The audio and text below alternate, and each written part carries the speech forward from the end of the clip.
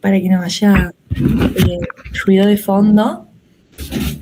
Mi nombre es Lucía, formo parte de la Comisión Académica de Juntos por Derecho y primero que nada les quiero agradecer a todos por sumarse a la clase de hoy, un día domingo, que sabemos que el esfuerzo es el doble. Así que bueno, gracias a todos por sumarse, gracias Luz también. Desde Juntos por Derecho nosotros queremos acompañarlos en cada paso que den durante la carrera y es por eso que además de todo lo que venimos impulsando ya desde hace un tiempo, como la gestión de apuntes al costo, la entrega de leyes gratuitas, las visitas a la cárcel de Bower, a tribunales. Además de todo eso, nos parece importante generar estos espacios de clases de consulta para que ustedes puedan llegar a los parciales con confianza y con las mejores herramientas. Hoy contamos con la doctora Luz Taborda, que es abogada penalista y nos va a estar dictando una clase de apoyo enfocada en casos prácticos. Ay, paren que ahí se me están uniendo muchos. Con el mail ONC, bueno, ahí los acepto. Bueno, la clase se va a enfocar en casos prácticos para que conozcan un poco más a Luz. Ella es abogada egresada de nuestra facultad, se desempeña en el Tribunal Oral en lo Criminal Federal número 2 de Córdoba, ha sido becaria de la Universidad de Porto, en Portugal, en la Facultad de Derecho y Criminología, y también es becaria del Centro de Investigaciones Jurídicas de la UNC. Así que tienen una excelente oportunidad para aprender de alguien que sabe mucho de derecho penal. Aprovechen el espacio para hacer todas las consultas que tengan. Pueden prender la cámara, el micrófono para consultar. Y ahora sí, los dejo con Luz para que tengan la clase. Bueno, hola a todos, muchas gracias. Bueno, primero yo lo que voy a necesitar es la participación de ustedes. Yo entiendo que es domingo, que está lloviendo, que hay superclásico. Es todo un clima no muy favorable para ponerse a estudiar Derecho Penal, pero la idea de sacarle provecho a esto es que ustedes participen, que me cuenten a mí qué entienden de los casos prácticos que yo les arme y que los vayamos resolviendo entre todos para sacarnos las dudas. Recuerden, para mí esto es clave, los casos prácticos en el derecho penal, digo casos prácticos, pero sucede en la vida real, no tienen una única forma de resolución, ¿sí? De hecho, la tarea del abogado es siempre, del abogado litigante, ¿no? Es siempre para su defensa encontrar los argumentos jurídicos para lograr convencer a un juez de que él tiene razón, de que los hechos fueron de determinada manera y que se lo tiene que juzgar de la forma que él cree que es la mejor para su cliente. ¿Qué les quiero decir con esto? Que probablemente no haya respuestas incorrectas en lo que ustedes planteen, sino que podamos ver cuál es, digamos, legalmente la más adecuada, cuál es la que el Tribunal Superior de Justicia sigue como criterio principal, primordial, pero con esto quiero decirles que no tengan miedo, que participen, que todo lo que digan puede estar bien, que la clave de un buen examen de derecho penal es la justificación que ustedes den. A mí o a su docente no nos va a servir que ustedes pongan, bueno, esto es alevosía, y no expliquen por qué. La idea es que sepan justificar cuando hay un determinado caso o no. Yo voy a tratar de ir leyendo lo que ponen en el chat, pero por mí es mucho mejor si prenden el micrófono y me lo dicen, para no demorar tanto. No sé si se pueden ir compartiendo los casos prácticos. Hola Luz, ¿cómo estás? Perdón que no prenda la cámara, pero bueno, estoy justo acá en mi casa. Si te parece, yo te ayudo a ver los mensajes del chat cuando estén. Por ejemplo, ahí Agos compartió un caso práctico que le genera dudas, lo podemos ver, y ahora Lu Díaz va a compartir la pantalla para que podamos ver el PowerPoint que tenemos. Ahí, bueno, van a ver que vamos a ver una clase de meramente casos prácticos, en donde Luz, la profe, hizo una desarrollación de aquellos que abarcan casi todos los temas de los primeros parciales. Valga la redundancia, Luz ha transitado muchísimos años la materia de Derecho Penal 2 con una gran profe que es Noel Costa, que hay muchos alumnos acá también de ella, así que créanme que no hay nadie más capacitada que ella que sepa qué se puede tomar y qué no ahora. Así que nada, vos anda diciéndonos, Luz, si preferís que veamos los casos que nos dejen en el chat o cuando quieras que los pasemos. Bien, yo prefiero que vayamos viendo los que yo armé, que de hecho uno que están preguntando ahí en el chat tiene que ver con uno de los que les armé, porque ¿qué traté de hacer yo? En un mismo caso, abarcar varios tipos delictivos para que los analicemos juntos en lugar de ir tipo bolilla 1 y analizar todo, bolilla 2, pero cualquier duda que vaya surgiendo la vamos viendo. El primer caso habla de los delitos contra la vida humana. Acuérdense que el derecho penal en la parte especial se encarga de analizar todos los tipos delictivos específicos, o sea, en particular, y los ordena según lo que el legislador consideró más importante proteger. En primer lugar, es la vida, que se va a diferenciar de dos formas. Vamos a tener los delitos contra la vida humana independiente, que ahí vamos a tener todos los casos de homicidio, y después vamos a pasar a los delitos contra la vida humana dependiente, que son los casos de aborto. ¿Sí? El primero, no sé si se puede pasar ahí, no sé si ustedes, si los chicos los pudieron ver antes o si necesitan que los pongamos así, los van leyendo. El primero es este. No sé si alguien lo quiere leer a alguno de los chicos para participar y hacerlo más dinámico, leerlo y ir diciendo qué le parece.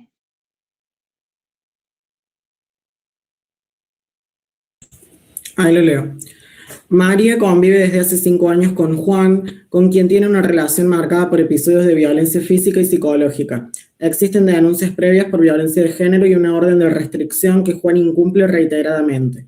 Meses después, María retira las denuncias contra Juan porque deciden continuar su relación. A los días vuelven a separarse. Una noche, Juan irrumpe en la vivienda de María, la agrede y amenaza con matarla. En medio de la discusión, María toma un cuchillo para defenderse y sale de su habitación. Julián, con quien hacía un mes estaba en pareja, Juan enojado se va del lugar insultando a ambos. Al llegar a la esquina, enojado, decide volver a vengarse de ambos por lo que va a su hogar. Busca una pistola y vuelve a la casa de María. Una vez allí le dispara primero directo en el corazón, falleciendo de inmediato, y luego 14 veces más en el pecho, brazos y piernas. A Julián le dispara en el abdomen, quien termina falleciendo horas después en el hospital. Sin embargo, la autopsia revela que la herida no era mortal por sí sola, pero Juan fallece por una reacción alérgica a un medicamento administrado en el hospital. Bien, bueno, ¿qué pueden analizar ustedes ahí?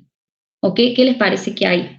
Vamos por partes si quieren, pero ¿qué delito para ustedes o qué delitos para ustedes sucede acá? A ver, Rocío. Lo primero que yo veo es el homicidio agravado por el vínculo, porque siguen siendo expareja de todas formas, y eso en el artículo 80, inciso 1, figura como un agravante. No sé si podría hablar de alevosía o ensañamiento cuando hablamos de los 14 disparos extra. Bien. ¿Algo más? Para mí se trata de femicidio por la relación anterior y el contexto de violencia de género que había. Bien, perfecto. ¿Alguien más con respecto a la muerte de María? Bien, a ver, el femicidio está clarísimo que se da, digamos, por todas las circunstancias que describe violencia de género y por esta cuestión de que al encontrar lo que tiene nueva pareja, eso hace que se enoje y va y decide ir a matarla, denota que hay violencia de género, así que femicidio es correcto. Después, el agravante por el vínculo también es muy importante lo que dijo la compañera, que no hace falta que sean pareja, sino que el artículo dice que hayan tenido un vínculo o que actualmente lo tengan o que hayan tenido un vínculo de pareja. Entonces, si son exnovios de hace 5 años, 3 días o un mes, también va a estar agravado por el vínculo. Después me parece súper interesante esto que planteó la compañera, que me gustaría si alguien más lo quiere responder o que lo pensemos juntos. ¿Hay ensañamiento o alevosía? ¿Cuál es la diferencia entre esos dos? Si bien están en el mismo inciso en el código, son dos figuras muy distintas, dos agravantes muy distintos. En el ensañamiento implica que buscar una forma más cruel de ocasionar la muerte, que además de la muerte, además del dolo de matar, sea también que sufra antes de la muerte. Y en la Perfecto. alevosía también requiere un estado de indefensión por parte de la víctima. Bien, perfecto. Entonces yo alevosía lo sacaría. Pero hay algo ahí que dijiste que es muy importante, el ensañamiento, si lo puedes repetir. Que tiene el dolo de matar, pero a su vez que sufra de una manera más cruel. Perfecto. ¿Y acá el caso que dice? Que los disparos son posteriores. Exacto. El primer disparo que va directo al corazón es el que la mata. Entonces ahí ya tenemos el homicidio consumado. Todo lo que venga después de ese resultado, que es el lesivo, que es la muerte, al derecho penal no le importa. ¿Sí? Por supuesto que demuestra un plus de violencia, un plus de agresividad, un plus de violencia de género, pero el derecho penal, recuerden que hace un corte en el momento que se da el hecho, que acá es en el momento que ella muere. Ya murió antes, entonces el ensañamiento no se da. Distinto sería que yo antes, o bueno, en este caso su pareja, le dispara 14 veces en distintas partes del cuerpo y después, con un último disparo en el corazón, la mata. Ahí sí tendríamos el agravante de ensañamiento. ¿Sí? Ojo con eso, que es como una trampa que se usa mucho, el exagerarles la forma de muerte, pero en realidad el resultado lesivo de muerte ya se dio antes. La idea es que ustedes se equivoquen, pongan ensañamiento y en realidad no. Así que ojo con eso, bien quienes se dieron cuenta. Consulta, ¿podría haber de la parte de la pareja una emoción violenta? Porque él llega, ve que en todo esto de que iban y volvían, que cortaban, que ella lo denunciaba, etc. Llega, lo ve con otra pareja nueva en su casa. ¿Podría haber una emoción violenta? No, porque se retiró del lugar. Bien. No se da en el momento la emoción violenta. O sea, lo que pide la emoción violenta es que se dé en el acto, pero en este caso es como que él se va y decide volver. Bien. Creo que también el caso de violencia de género anterior que se da. Bien, no se eso. La emoción violenta. En la emoción violenta, si bien jurisprudencialmente se dice que tiene que haber no tiene que haber una línea temporal extensa, es decir, yo no puedo pensar 10 horas y después tener una emoción violenta, el código no lo establece, ¿sí? El código no dice no tiene que pasar un tiempo. Hay emociones violentas que han pasado un periodo de tiempo corto, porque es lo que razonablemente entienden los jueces, pero no está establecido. Acá lo que es más relevante para decir no hay una emoción violenta es toda la violencia de género que se venía generando antes, ¿sí? Y también podemos, porque jurisprudencialmente se acepta, pero no porque el código lo diga, decirlo de la inmediatez. Que recuerden, la emoción violenta es cuando mis frenos inhibitorios caen tan subrepticiamente, tan rápido, que yo no tengo posibilidad de pensar si lo que estoy haciendo está bien o mal. Acá en el caso, él se va, se enoja, piensa, los voy a matar, va, busca el arma, o sea, hay toda una maquinación que ya tus frenos inhibitorios ahí te tienen que decir, che, maestro, esto está mal. No podemos ir y buscar el arma, matar a nuestra expareja, a su nueva pareja. Él tiene como ese tiempo de racionalizar lo que está haciendo, entonces la emoción violenta se excluye, ¿sí? Aparte que la emoción violenta requiere que las circunstancias hicieran excusable ese hecho. Yo no puedo bajar y matarme si matar a un motociclista que me tocó el espejo del auto, por ejemplo. Claro, una pregunta. Si hubiese tenido el arma ahí, para mí tampoco aplicaría el atenuante. Exactamente. Porque faltaría la justificación. Exactamente, para mí tampoco. Sin embargo, vas a tener un montón de abogados defensores que lo van a plantear. Pues sí, porque como él tenía el arma cerca, sus frenos inhibitorios cayeron tan rápido que él lo primero que tenía en la mano no era, no sé, un palo para tirárselo, sino que era un arma y disparó y no se dio cuenta y estaba sesgado.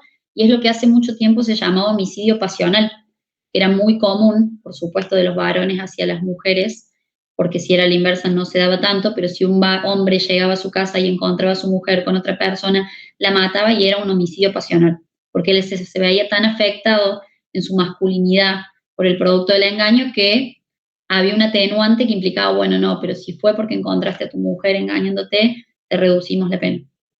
Y fue hace no tanto tiempo eso. Así que para mí en este caso, aunque hubiera tenido la pistola ahí, tampoco, pero va a haber abogados defensores que al día de hoy lo van a plantear. Y jueces que quizás lo acepten. ¿Sí? A esto iba yo, que nunca van a tener una respuesta incorrecta, salvo que acá me dijeran, bueno, hubo un aborto. No. Pero digo, siempre hay formas de justificar que pueden llevarlos a a que un juez les dé la razón. Vamos a la segunda muerte, la de Julián. ¿Quién quiere decirme qué cree lo que pasó? Para mí, profe, ahí hay una teoría de la causalidad, porque en realidad, digamos, Julián le dispara. Si Julián no lo hubiera disparado, ¿sí? Julián está, perdón, ay, se me confunden los nombres. No importa. Juan no estaría en el hospital, ¿está? Obviamente que hay una negligencia y hay un homicidio culposo por parte de quien lo atendió, de no asegurarse o asesorarse de las alergias que tenía esta persona del hospital, de los medicamentos. Pero comparten, digamos, el delito. Ahí un compañero decía tentativa. No hay tentativa para mí, porque él lo hirió con una intención de matar. Para mí se refleja acá una intención de matar. Pero bueno, puede ser mi subjetividad. De todas maneras, quien lo llevó al hospital es ese disparo. Entonces hay hay que poner bien el foco en eso, ¿no? Bien. ¿Alguien piensa algo? Sí. Y no solo eso, sino que la tentativa, para que quede en tentativa, yo no tengo que consumar el acto por circunstancias ajenas a mí, o sea, ajenas a mi voluntad. Por eso no puede quedar en tentativa, aparte de este caso en particular. Bien. ¿Alguien que piense algo distinto o que quiera agregar algo? Porque todo lo que están diciendo me sirve para analizar, porque todos tienen un poco de razón en lo que van diciendo. Disculpe, si hubiese dolo de matar podría ser tentativa, pero si no, al ser un herido en el abdomen, no mortal, podría ser también lesiones graves o gravísimas. Bien. ¿Y dolosas o culposas? Dolosas. Yo creo como el corte se hace en el momento del hecho, que es la muerte, no le es imputable a él la muerte de Julián, porque para mí no habría imputación objetiva, porque fallece por una reacción alérgica a un medicamento administrado en el hospital. Sin embargo, sí, para mí se podría decir lesiones gravísimas dolosas. Bien. Que hay un dolo de segundo grado, de que a la larga se va a terminar muriendo si es que no se murió ahí mismo. Yo por eso descartaría eso. Bien. O puede ser un error en el golpe. Acá no dice que haya error en el golpe, quizás si yo lo hubiera especificado un poco más puede ser, pero acá dice que le dispara en el abdomen. No, el caso no analiza si se equivocó, si quiso disparar al otro lado. Ojo con eso también cuando analicen los casos, no agreguen datos que no están, porque se van a confundir. Bueno, acá es clave penal 1, la teoría de la imputación objetiva. Recuerden que la teoría de la imputación objetiva a mí me exige que yo tenga la creación de un riesgo no permitido, es decir, que me salga de lo que está habitualmente permitido. Por ejemplo, andar en auto es un riesgo permitido. Si yo voy a un exceso de velocidad, estoy saliendo del riesgo permitido, estoy creando un riesgo no permitido. Después se exige que este riesgo no permitido se genere un resultado lesivo, una muerte, por ejemplo, y que no haya nada, y que, digamos, este riesgo no permitido y este resultado lesivo estén conectados, ¿sí? Que no haya nada que me corte el nexo causal. Porque si hay cualquier cosa que a mí me corta ese nexo causal entre esto y esto, no puedo imputarle a una persona si acá se me cortó lo que a mí me unía con el resultado, ¿sí? ¿Qué pasa? El derecho penal, cuando analiza la teoría de la imputación objetiva, hace un análisis y dice, bueno, sí, pero no nos podemos retrotraer infinitamente a la causa que me generó esta causa, que me generó esta causa, que hoy me hizo estar acá. Entonces, lo que dijeron se puede tomar de las dos formas, y de las dos formas va a estar bien. Jurisprudencialmente se aceptan más una que otra. En este caso, si bien podríamos decir, bueno, sí, él le disparó en el abdomen, y producto de ese disparo en el abdomen, él fue al hospital, y en el hospital le suministraron mal un medicamento, ¿sí? Ustedes muchos dijeron, Bueno, pero él no tiene la culpa del suministro del medicamento, él no tiene nada que ver en la muerte. Ojo, acá no hay nada que me corte el nexo causal. El nexo causal sigue, ¿sí? Él le disparó, producto de ese disparo tuvo que ser hospitalizado y en el hospital le pasaron mal una medicación, él era alérgico y no lo sabían, o un virus intrahospitalario y se murió. Nada corta el nexo causal porque sigue siendo esto, todo lo que pase en el hospital, producto del disparo que generó Julián o Juan. Esto no tiene por qué saberlo, pero es un plus que le sirve, digamos, para la vida, para los casos prácticos. Aparte, cuando se trata de cuestiones médicas, se tiene en cuenta que son riesgos permitidos que pueden suceder, virus intrahospitalarios, algunas infecciones dadas por un medicamento que no se sabía que era alérgico. Entonces, todas esas son con causas que no excluyen el nexo causal, ¿sí? Entonces, en este caso, sí va a responder por la muerte de Julián, ¿sí? Ahora, esto no quiere decir que si ustedes plantean que se rompe el nexo causal y justifican y demuestran que pase lo que pase, él se iba a morir igual por la cuestión del hospital y no por el disparo, que por el disparo ya se había salvado mientras iba en la ambulancia, por ejemplo, y que tuvo que estar en el hospital para recuperarse, y que en la recuperación, o sea, cuando ya se había salvado del disparo, se enfermó culpa del hospital, bueno, ahí sí podemos decir que se rompió el nexo causal. Pero en lo que dice este caso, no, ¿sí? Si ustedes logran demostrar que sí se rompió, un juez les podrá dar la razón, pero así a priori no va a responder por un homicidio, ¿sí? ¿Qué pasa? Distinto es si, por ejemplo, distinto, les pregunto, si pasa lo mismo, le dispara en el abdomen, se sube a la ambulancia y mientras está yendo en la ambulancia, otra ambulancia lo choca y se muere por el choque. Ahí sí se rompería el nexo causal. ¿Alguien piensa distinto? Bueno, bien, ahí sí se rompe el nexo causal y es mucho más claro, ¿sí? Porque mientras lo iban atendiendo, yo no sé qué iba a pasar ahí, si él se iba a salvar o no, porque lo estaban llevando al hospital, pero de repente lo choca una ambulancia y se muere. Ahí sí se rompe el nexo causal. Pero ojo, vuelvo a esto de que todo es cuestión de prueba y de cómo lo justifiquen. Si yo digo, bueno, no, pero manejar un auto es una actividad riesgosa permitida, pero manejar una ambulancia implica un plus de riesgo y 2 ambulancias es más riesgo. Entonces ahí no se rompe el nexo causal porque es esperable que una ambulancia, como va a más velocidad de la permitida, choque. Bueno, entonces ahí no se rompería el nexo causal. También algún abogado lo podría plantear. Mucho más complejo. Pero si alguien tiene ganas de intentarlo, puede hacerlo en un juicio. No lo hagan en los casos prácticos porque es irse mucho.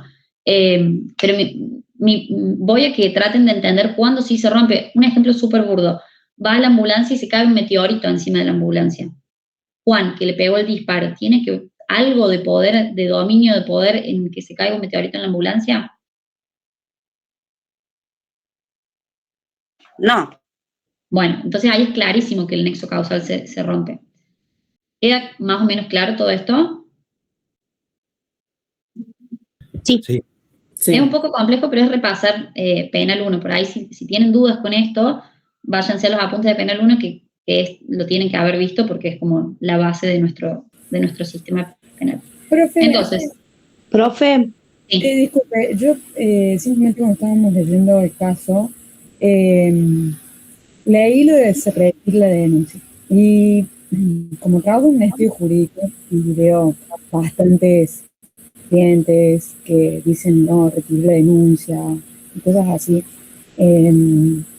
Bueno, y ahí un poco aprendí, digamos, en el estudio que las denuncias no se retiran. Entonces, es como, por ahí sigue estando en el post populi, digamos, de la gente, de las personas, la normalidad, los que no estudian derecho, de que se pueden retirar, más que todo por las series, porque los que consumimos son de Estados Unidos, entonces sí, se pueden retirar las denuncias, acá no.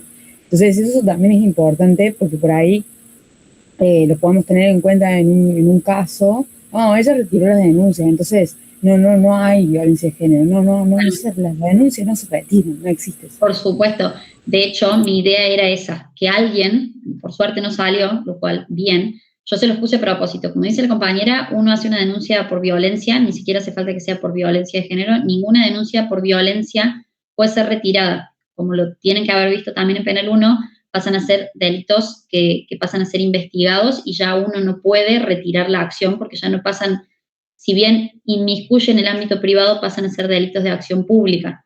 Entonces uno no puede ir y decir, che, no, en realidad no era violento, retiro esto. La investigación sigue su curso y será un juez el que diga, bueno, no hay falta de mérito, no se tiene que seguir investigando o lo sobreseemos de esta denuncia.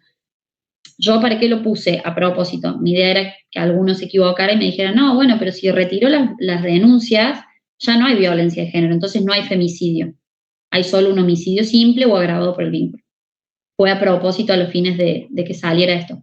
Qué bien que lo notaste, así que gracias por traerlo. Pero es correcto, no se pueden retirar las denuncias por ningún tipo de violencia. Bueno, pasemos al siguiente caso. Profe, una pregunta. Sí. ¿Acá habría un concurso real? ¿Entre qué delitos? Entre, o sea, el primero el femicidio y el otro el homicidio contra Julián. Exactamente, sí. Y por ejemplo, yo puedo concursar los agravantes en un mismo homicidio, en los de María, por ejemplo. De poder se puede, pero va a tomar solo uno. Bueno, ojo, no es que se concursan, sino que uno puede mencionar todos los agravantes. De hecho, cuando se dice un homicidio triplemente agravado, no es que todas esas penas se van a sumar y de repente vamos a tener penas como en Estados Unidos de 60 años, sino que sí, está triplemente agravado porque tenía vínculo, violencia de género, alevosía, ensañamiento, criminis causa. Todos los agravantes los podemos mencionar a los fines de, digamos, que sea una sentencia completa, pero las penas no es que se van sumando. Profe. ¿Cómo quedaría el fundamento? Bueno, esto, perdón, hago una aclaración. Yo voy a ir haciendo los casos respondiendo cuál es la calificación legal que merecen. No puedo darles la respuesta de cómo tienen que responder el parcial, la fundamentación, porque todos los profes exigen distintos tipos de respuestas y mi idea es que ustedes vayan amoldando esta información a lo que su docente les toma. ¿Sí? Acá yo en realidad vengo a bajarles contenido teórico mediante casos prácticos y ustedes lo tienen que amoldar. Yo no quiero entrar en qué tipo de concurso hay, porque siento que qué tipo de elemento objetivo hay, si hay elemento subjetivo, si hay dolo, culpa, tan puntual, porque no vamos a llegar a ver todo. Yo tengo el tiempo un poco acotado hoy, entonces no quiero que entremos tan en profundidad, sino que me interesa que las calificaciones legales, que es lo más importante en un caso práctico, las sepan diferenciar esto. Si hay un homicidio por violencia de género, si hay un homicidio por el vínculo, si por el vínculo puede ser una expareja o no. Me interesa que analicemos las calificaciones legales. Si van surgiendo dudas, las respondemos, pero no me voy a detener tanto en las formas de concursar, en los elementos subjetivos distintos del dolo, en el elemento objetivo, porque si nos ponemos a analizar punto por punto, vamos a estar hasta mañana y ustedes tienen que estudiar, aparte de estos casos prácticos. Este caso que vimos recién es un concurso real, y ahí estoy viendo otra pregunta en el chat, que no entiendo por qué es homicidio. Es lo que planteamos recién, es un homicidio por la teoría de la imputación objetiva, por el nexo causal. Él le disparó en el abdomen, ese disparo en el abdomen le generó una lesión por la cual tuvo que ser hospitalizado y fallece en el hospital. Por causas del hospital, pero que si él no hubiera realizado ese disparo, no hubiera terminado hospitalizado. Como no hay nada que me corte el nexo causal, no podemos decir que no se lo tiene que juzgar. Sin embargo, fue lo que dijimos recién, se podría alguien plantear que hay un homicidio simple o que hay lesiones graves con resultado de muerte no imputable a Juan porque fue culpa del hospital. Eso es lo que va a plantear la defensa. Ahora, no suelen darle la razón a ese tipo de defensas. Claro, pero yo también, lo de que no es la herida mortal, se lo puse a propósito, justamente para generar estas confusiones. Que una herida no sea mortal, ¿sí? Yo puedo disparar, por ejemplo, en el hombro, no es una herida mortal, sin embargo, uno se termina desangrando por eso, y efectivamente es un homicidio. Digamos, el homicidio no se consuma según qué tipo de heridas tenemos o no. digamos, una herida repava. No me sale el nombre de cómo es esa gente que cuando se corta el dedo se puede morir porque tienen una condición en la sangre, que si les entra oxígeno se mueren. Yo quizás a ese tipo de personas le hago un corte con una tijerita sin querer y esa persona se puede morir al instante. No es una herida mortal que yo te corte el dedo. Pero dada la condición de estas personas, que no me sale el nombre,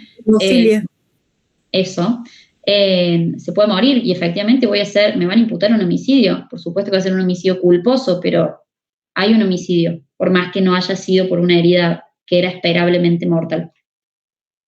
Y, profe, en el disparo, si al novio hay relación de causalidad, ¿se le atribuye la muerte más allá que falleció en el hospital? Bueno, lo de la tentativa también es algo que podría plantear la defensa. Para mí no, porque efectivamente se muere, el resultado de lesivo muerte está. Y como expliqué recién, hay todo un nexo causal que a mí me hace llegar a ese resultado de muerte y nada me lo corta. Si él se hubiera muerto mientras el enfermero lo sacaba de la casa porque el enfermero se le da vuelta a la camilla y se muere porque se golpea la cabeza, ahí ya hay otra cuestión que le generó la muerte y que rompe el nexo causal. ¿Sí? Pero vuelvo, esto tienen que tener muy clara la teoría de la imputación objetiva, que es penal 1, cuando hay concausa, cuando no hay causa, cuando hay nexo, cuando no hay nexo. Mi idea no es que nos centremos tanto en ese análisis, pero sí que entiendan que si no se rompe ese nexo de causalidad, se le va a imputar al autor. ¿Sí? Cualquier cosa, pregúntenme, no hay drama. Yo porque quiero que sigamos avanzando así un poco más de delitos. ¿Habría también abuso de arma? Bueno, muy bien. Yo no sé si todos han visto abuso de arma, pero es importante que sepan que el abuso de arma es una figura subsidiaria, ¿sí? O sea, le podríamos imputar abuso de arma siempre y cuando no haya un delito más gravoso. Como acá tenemos el homicidio, no le vamos a poner abuso de arma. El abuso de arma, por ejemplo, sería que yo empiezo a disparar y no lesiono a nadie. No lesiono ni mato a nadie. Ahí se configura el delito de abuso de arma. Si yo tengo un delito mayormente penado, o sea, más gravoso, lo absorbe, que es el concurso aparente o concurso por absorción. Digamos, nos vamos a ir a otra figura. ¿Sí? Pero está muy bueno que lo identifiquen. Igual el abuso de arma no es cuando yo disparo, pero es contra una persona y sin herirla. No necesariamente contra una persona. Los tiros al aire, por ejemplo, también pueden ser configurados como abuso de arma. Ahí va. Vamos al segundo caso. No sé si alguien lo quiere leer. Que si no, yo me voy a quedar sin voz. Por favor. Yo lo leo. Dale. Durante una fiesta, José bailaba con sus amigos y Pedro con los suyos. Ambos grupos empezaron a molestarse hasta que José le propicia un golpe de puño a Pedro, por lo que deciden sacarlos del boliche. Fuera del local se produce una pelea grupal, al menos 8 personas. Pedro y sus amigos golpean a José por ser el que había pegado en el interior, quien cae al suelo. En ese contexto, un joven lo tira al piso y Pedro le propina una patada en la cabeza. José fallece por traumatismos cráneoencefálico. Paralelamente se acredita que Pedro había amenazado previamente a la víctima, Lucas solo dio golpes menores, no se puede determinar quién causó el golpe mortal. Por otro lado, un amigo de Martín, desesperado, le suministra drogas para reactivarlo, lo que agrava su estado. Bien. ¿Les hace acordar algo este caso? El caso de Fernández Báez Sosa. Sí, bien. Lo hice a propósito, porque supone que era algo que iban a conocer, le agregué un par de cositas, pero es eso. Tengo una pregunta. Sí. En ese momento cuando dice que se produce una pelea grupal de al menos 8 personas, porque dice que Pedro y sus amigos golpean a José. Lo que no aclara es que si golpean a José y al resto de sus amigos. Bien. Porque ahí cambiaría un montón de lo que podría ser un homicidio premeditado con un homicidio en riña o agresiones en riña que requiere que sea grupal ambas figuras. Ok, bien. ¿Qué es el homicidio premeditado que vos mencionas? El homicidio premeditado no era cuando se necesita mínimo 3 sujetos, porque es con 2 o más y se aplica al que causare con 2 o más. Bien. Ojo con eso. No es una figura, el homicidio premeditado, no es una figura como tal. El homicidio que es un agravado por la participación de 2 o más personas, 3 o más personas, no me acuerdo cuánto es un agravante específico que tenemos, pero no es lo mismo que tener un homicidio predeterminado. Yo puedo tener un homicidio predeterminado yo sola. Por eso no está contemplado como figura agravante particular. Está bien el fondo de la cuestión, pero ojo con los nombres. Sí, a propósito no se los puse porque quería que saliera esta diferencia entre lo que es una agresión y una riña. ¿Cuál es la diferencia? En la riña, el contexto de la pelea es entre dos grupos, y en esos dos grupos activamente se atacan y se defienden. En cambio, la agresión, hay un grupo que ataca mientras que el otro no se defiende. Bien, perfecto. El homicidio en riña, la característica fundamental, más allá de las acciones recíprocas, es que no se puede distinguir quién contra quién. Y lo que va a influir en la hora de juzgar es que no se puede determinar el autor del hecho lesivo, ya sea lesiones o muerte. Como es todo un tumulto de gente pegándose entre sí, yo no sé quién fue el que efectivamente dio el golpe final que lesionó o mató a la persona.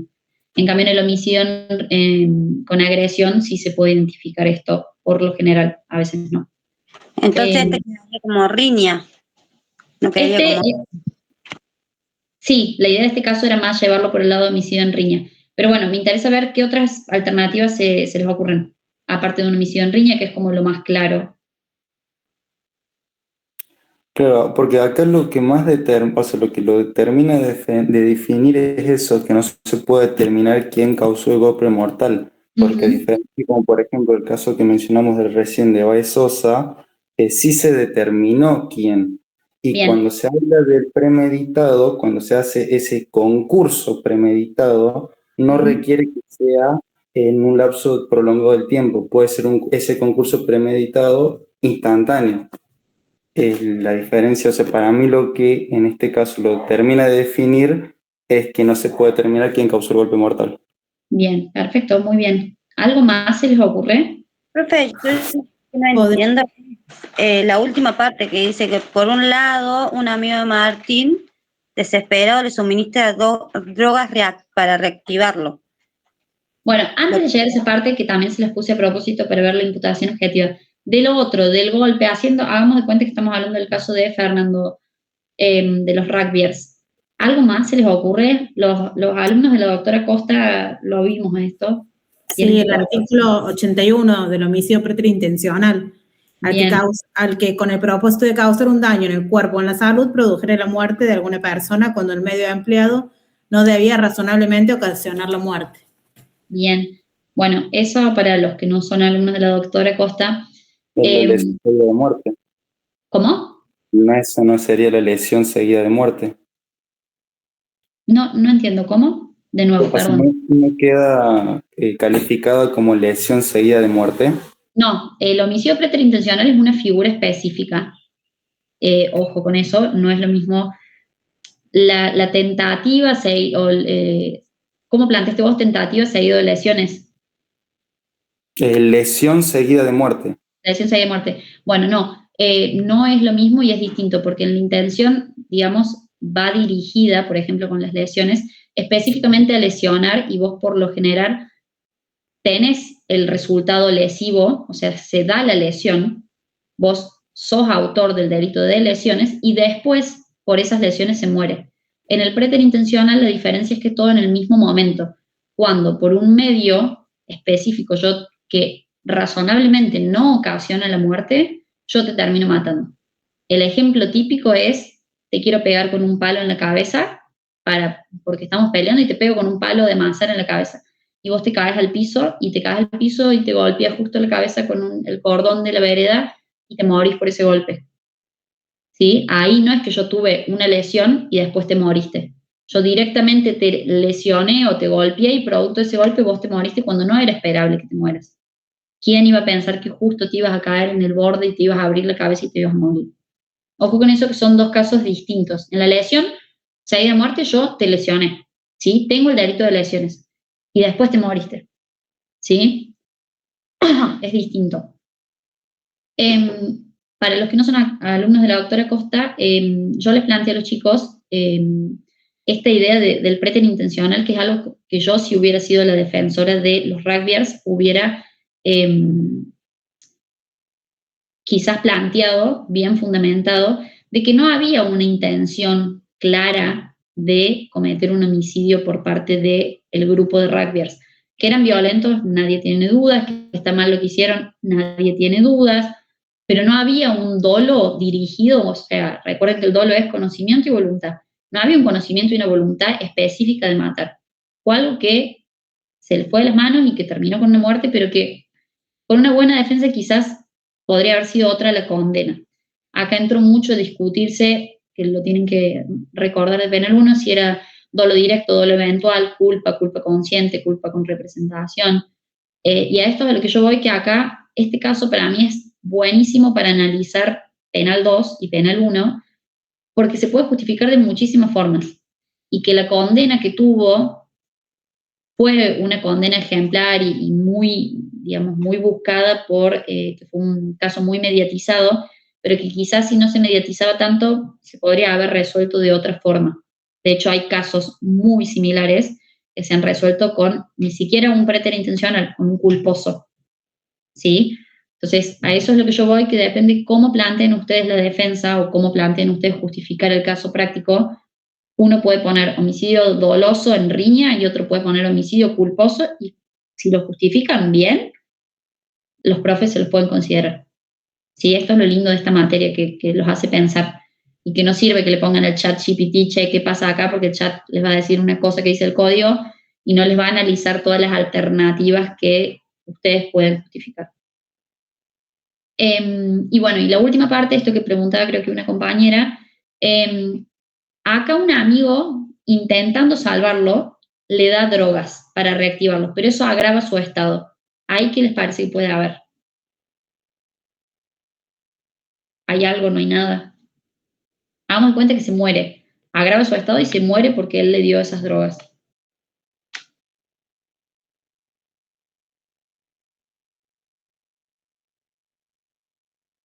¿Lo vamos a condenar al amigo que lo quiso ayudar? No hay una intención. No hay intención. Ok, o sea, descartamos un homicidio doloso. Pero, no sé, ¿no le podemos poner un homicidio culposo? Puede ser un homicidio culposo porque hay un incremento del riesgo de la teoría de imputación objetiva. O sea, sí, no importa, él lo trata de ayudar, pero en realidad termina incrementando el riesgo. Entonces, si ven que no aumentas el riesgo no permitido, bueno. Exactamente. Acá volvemos a la imputación objetiva, acá se rompe el nexo causal. Entonces, el homicidio se termina dando porque él agrava, incrementa la situación de riesgo y se termina muriendo por ese accionar. Que en un momento se lo cuestionaron en el caso de Fernando, la chica que le había hecho RCP, si no había agravado la situación. Se determinó que por suerte no, pero si no, la chica le podría haber, por ejemplo, caído una imputación, no sé si condena después, pero le podrían haber imputado quizás por un culposo, por ejemplo.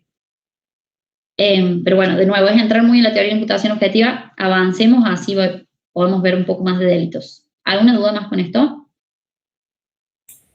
No. Bien.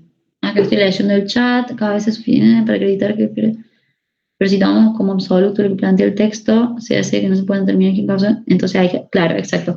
Muy bien, y eso, recuerden no agregar datos. Yo acá le estoy agregando datos a propósito para que lo hagamos más dinámico y pensemos entre todos más alternativas. Pero cuando tengan el parcial, respondan lo que dice el parcial, no agreguen información porque a ningún profe le gusta y se terminan confundiendo ustedes. Bueno, vamos al siguiente caso, que es, vamos ya con los delitos contra la vida humana dependiente. ¿Alguien que lo lea, porfis? Carla, de 19 años, cursa un embarazo de 12 semanas producto de una relación consentida, pero sin saber quién es el padre. Por temor a la reacción de su familia, decide interrumpirlo. Su novio, asegurando ser su progenitor, se opone y denuncia a Carla. Ella acude a un médico ginecólogo, quien accede a realizar el aborto en una clínica privada. Carla se asusta y decide posponerlo. A las 5 semanas vuelve a la clínica y la intervención se realiza correctamente. Su novio, al tomar conocimiento, decide denunciarla a ella y al médico. Bien. ¿Qué hay acá? Y se puede ver la figura del aborto causado por un tercero, porque lo que bien, hay dos tipos de aborto, el que se hace la persona gestante a sí misma y el que se lo practica un tercero. El que se lo hace la persona gestante a sí misma antes de la semana 14 no es punible. Bien. Y la tentativa de ese no quedaba en... Bueno, queda pausa nada. ahí, eso. ¿Y acá en cuántas semanas estamos? Estamos hablando de 17. Pero primero, hay un embarazo de 12 semanas, ¿sí? Y ahí ella quiere abortar, ¿puede? Sí. Bien. Después de las 14 no.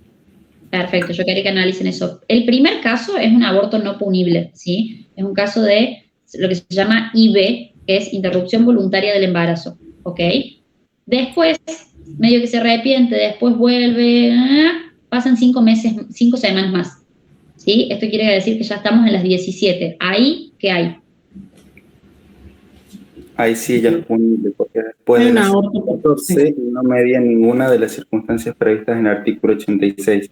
Bien, que era lo de la violación y no está en riesgo la salud integral de la víctima. Muy bien, esas excepciones que plantea el compañero, acuérdense esas dos, digamos, siglas. La IVE es la interrupción voluntaria, ¿sí? Que es la que decide la mujer gestante. Y la ILE son los casos de interrupción legal del embarazo, que son los que el código establece que, inclusive pasadas las semanas que el código establece, puede igual interrumpir el embarazo cuando se dan ciertas circunstancias, ya las vamos a ver. Pero acuérdense esa diferencia, no es lo mismo la IVE que la ILE. Y acá el novio, que quiere denunciar, que está enojadísimo porque él quiere que ese embarazo siga su curso, porque él quiere ser padre. ¿Es relevante para el derecho penal? Es irrelevante. La voluntad la tiene la persona gestante, 100%. Excelente, muy bien. Perdón. Sí. Iba a decir que yo, si fuera defensor de la chica, diría que las circunstancias hicieron excusable la conducta, porque ella se demoró en realizarse el aborto porque, la fueron, como que el novio le decía que no, bueno, iría por ese lado, porque, incluso después de las 14 semanas, que si bien es punible, el artículo habla de si las circunstancias no lo hicieran excusable. Entonces, bueno, ahí te deja como un... Bueno, eso es lo gracioso, lo que a todos los abogados y jueces, y es como muy difícil definir, porque el legislador a propósito dejó esa ventana abierta como, vamos a legalizar el aborto, se puede en estas circunstancias, y después en todo aquello que no fuera excusable, ¿quién determina qué se puede en esa ventana? Nadie. Entonces, excelente lo que plantea el compañero, yo se lo iba a decir ahora. Yo ahí puedo plantear que ella era víctima tanto de una violencia total de su pareja, que porque él quería ser padre, porque ese chico lo quería usar para, no sé, para la trata de niños y lo quería vender, entonces en realidad su novio, esto no lo pueden decir ustedes, yo se los estoy agregando ahora, pero digo, si yo, por ejemplo, embarazada, viene mi pareja y me dice, no, lo tengamos así, lo vendemos, y me llena la cabeza con eso, bueno, ahí probablemente, si yo logro demostrar esta situación, probablemente no me condenen por este aborto, ¿sí? Porque va a estar dentro de esta ventana que el legislador dejó para casos así raros, excepcionales, que aunque se pasen las semanas y no haya habido una violación, se pueda abortar igual, ¿sí? Así que excelente lo del compañero. Vamos con el que sigue, también es de aborto, que es el 4. ¿Alguien lo quiere leer, por fin?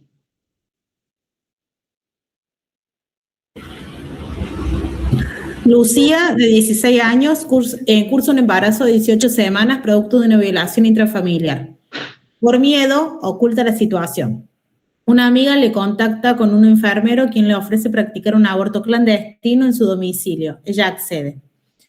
Al comenzar con las maniobras medicinales, Lucía manifiesta que ya no quiere hacerlo.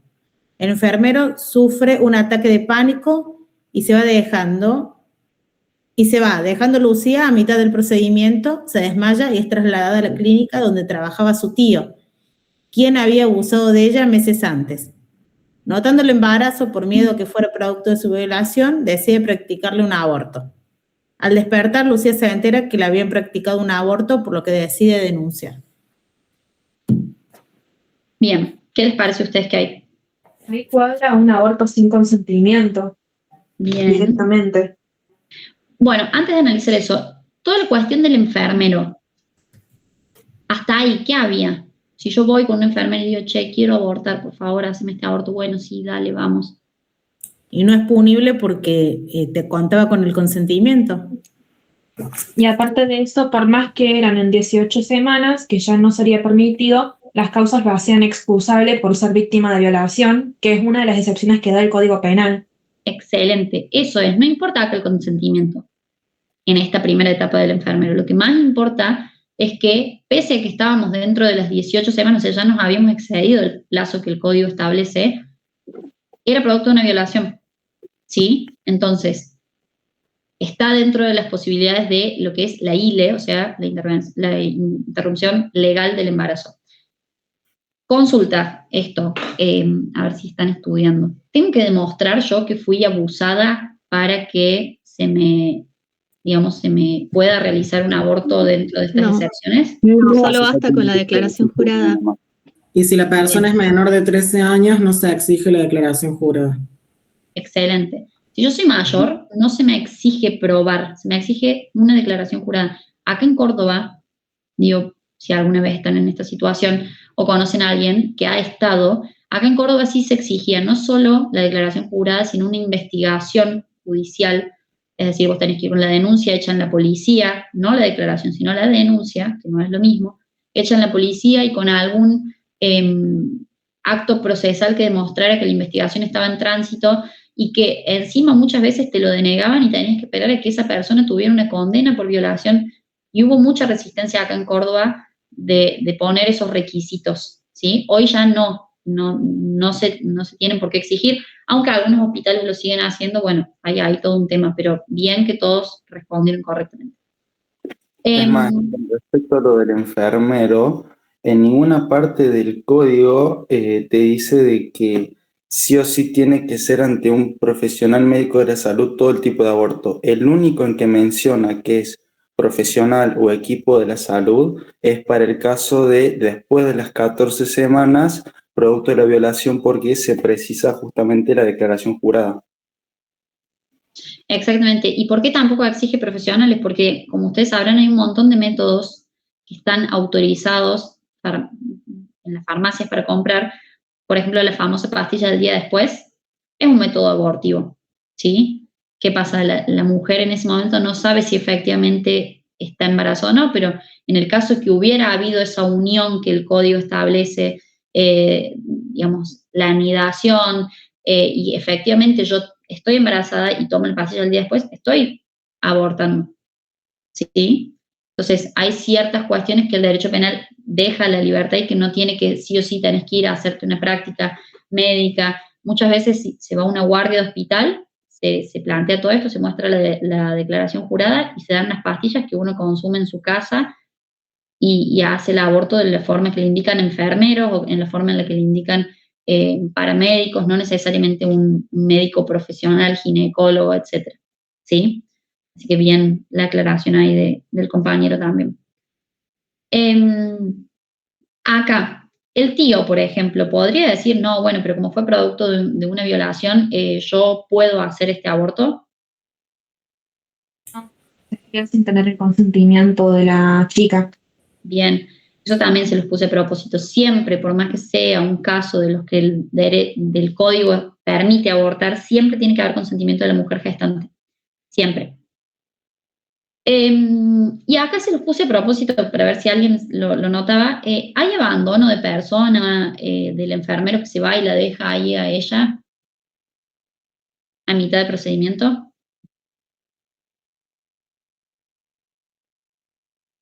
Igual sí, no la pensé. Sí, va a haber una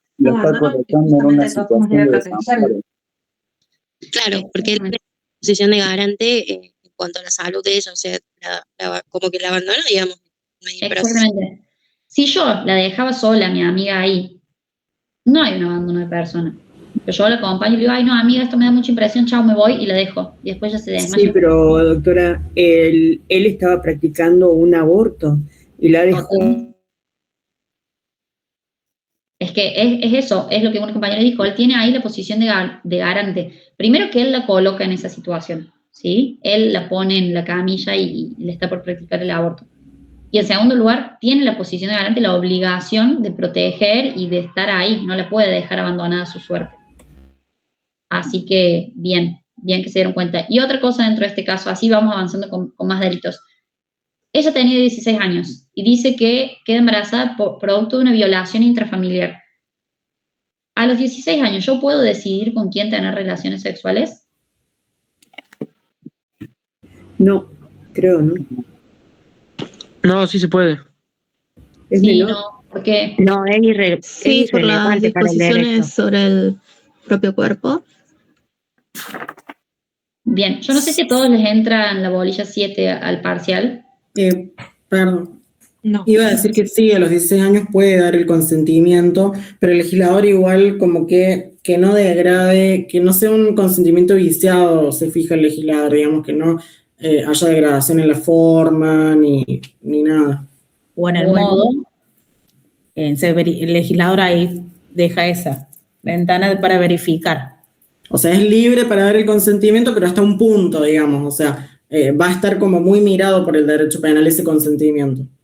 Bien, yo esto les recomiendo que se hagan un cuadrito, que si quieren se los dicto, después se los paso a los chicos de juntos y ustedes lo arman mejor, pero cuando es menor de 13 años, no sé si esto les entra a todos este parcial, si no les va a servir para el parcial que viene, pero por eso lo tiro ahora para que después, si no les entra a todos estos delitos, no los vemos, porque al final hay 2 casos de esto. Pero menor de 13 años no puede dar consentimiento, ¿sí? Si yo tengo 10, 11, 12, 9, 8, 3 y digo, quiero tener relaciones sexuales con esta persona, no puedo, ¿sí? No es válido el consentimiento que da una persona menor de 13 años, ¿sí? Nunca hay consentimiento menos de 13 años. Entre los 13, o sea, en realidad sería 14, 13 cumplidos, digamos, y 16, puedo dar consentimiento siempre y cuando sea un consentimiento que no está viciado. Es lo que dijeron los compañeros. No puede haber una amenaza, no puede haber una situación de poder, yo no tengo que estar en una situación de vulnerabilidad. El derecho penal va a decir, ojo, a ver, sí, acá hubo una relación sexual. Ok, ¿cómo se dio? De tal y tal forma ella dijo que sí. Bueno, pero ¿por qué dijo que sí? Lo conocía de antes, fue casual, tiene madurez para comprender el acto. Ahí el derecho penal se va a meter mucho en cómo fue dado ese consentimiento para analizar si hubo un abuso o no. Cuando la persona tiene más de 16 años, o sea, 16 y un día, 17, 18, 19, 20, hasta los 100 años, puede brindar un consentimiento libre. Entonces, menos de 13, nunca hay consentimiento. Entre los 13 y 16 vamos a ver cómo se dio ese consentimiento. Y más de 16, consentimiento libre. ¿Sí? ¿Por qué? Porque los bienes jurídicos que se protegen en la edad son distintos. O sea, si bien la integridad sexual es una sola, que es el bien jurídico madre, que es protegido, cuando son menores de edad, no es lo mismo que protegerles, digamos, la posibilidad de entrar en la vida sexual que la de un propio plan de vida sexual o libertad sexual que pueden tener los mayores de 16 años. Sí, ahí hay una mano levantada. Sí, disculpa. Quería consultarte sobre las edades. Menor de 13 años es, o sea, de 12 para abajo, o sea, 12 cumplidos y para abajo. Exactamente. Entre los 13 y 16 es 13 cumplidos y 16 años cumplidos. Sí. Ah, bien. O sea, 16 y un día ya podés dar el consentimiento libre. 16 recién cumplidos, vamos a seguir analizando, tipo, hoy cumplo 16 y hoy tengo esta relación. Bueno, el derecho penal te va a seguir viendo cómo diste ese consentimiento. Mañana ya no. Mañana ya está. Ya pasó un día, entonces mañana ya sos libre. Ya, dale. Puede decir que si hoy cumplo 16 años a las 12 y 2 minutos, yo ya estoy válida, ya es válido. Sí. Ah, bien. Es hasta tu último día de los 16 que el derecho penal va a ver, vos cumpliste, pasó un día y ahí ya podés dar un consentimiento libre. Sí, y en lo que respecta al tío, que entraría en un concurso real lo del abuso sexual con lo del aborto sin el consentimiento. Muy bien, excelente. Y ese abuso sexual también va a estar agravado. ¿Por qué? Por el vínculo, justamente. Muy bien. Bueno, vamos al caso que sigue. ¿A todos les entran los delitos sexuales? Discúlpame, no entendí lo que dijo el chico. Sí. ¿Qué es lo que dijo al final el chico? Que se concursa realmente el abuso sexual que se dio antes con el aborto sin el consentimiento de la mujer. Bien, gracias. Y acá Ezequiel pregunta, no me queda claro por qué hay abandono de persona y por qué, está bien, yo no se los grafiqué específicamente, pero si vos estás dejando a una persona en el medio de una intervención quirúrgica sola que se desmaya, es una persona que ya no puede valerse por sí misma. No es la omisión de auxilio. ¿Cuál es la diferencia entre la omisión de auxilio y el abandono de persona? La posición de garante. Claro, porque en la omisión justamente la diferencia con la comisión por omisión es que vos la tenés que crear a la comisión por omisión con respecto a la omisión. Yo en la omisión ya me encuentro con algo puesto, mientras que en la comisión por omisión yo lo estoy creando. ¿Por qué? Porque la otra persona espera algo de mí y que yo no se lo estoy haciendo. Excelente. Por eso no hay omisión de auxilio acá, porque acá el enfermero la colocó a la víctima en esta situación y se fue. Entonces él creó ese riesgo y la dejó abandonada porque estaba desmayada. Y no hizo nada, no hay una omisión de auxilio. No es que la encontró desmayada y dijo, me voy, no me interesa ayudarla. ¿Sí? Acá él la colocó en esa situación, él generó esa situación y se fue. Entonces hay un abandono de persona. Esa es la diferencia clave entre el abandono y la omisión. Ahora otra cosa, ¿se me escucha? Sí. Ella dice que cuando el enfermero la dejó, ella se desmayó. Sí. Y cuando ella está desmayada, no puede dar su consentimiento. Entonces, si el tío era médico y dio el consentimiento, era algo que le cabía al médico decidir si había que practicar un aborto o no. Eso estaría bien, entonces sería denunciado el tío por el abuso, no porque le haya practicado el aborto, no. Si ella dio el consentimiento antes, el tío no tiene cómo saberlo. Se lo dio un enfermero. Y vos antes de hacer cualquier intervención, mucho más la del aborto, tenés que contar con el consentimiento expreso de la mujer. No es vos creer, como ella estaba por hacérselo, bueno, se lo hago yo de onda. No. Exacto. Aparte no, en este caso, digamos, no había como una causa justificante, no estaba en peligro su vida ni nada por el estilo, como para que el tío tome esa decisión, me parece. Exacto, no, está bien. ¿Y cómo quedaría el hecho en el que le hayan practicado un aborto sin consentimiento? Es esto, digamos. Le practicaron un aborto sin su consentimiento, ella lo puede denunciar y le cabe la responsabilidad por eso a su tío, porque no tenía el consentimiento de ella.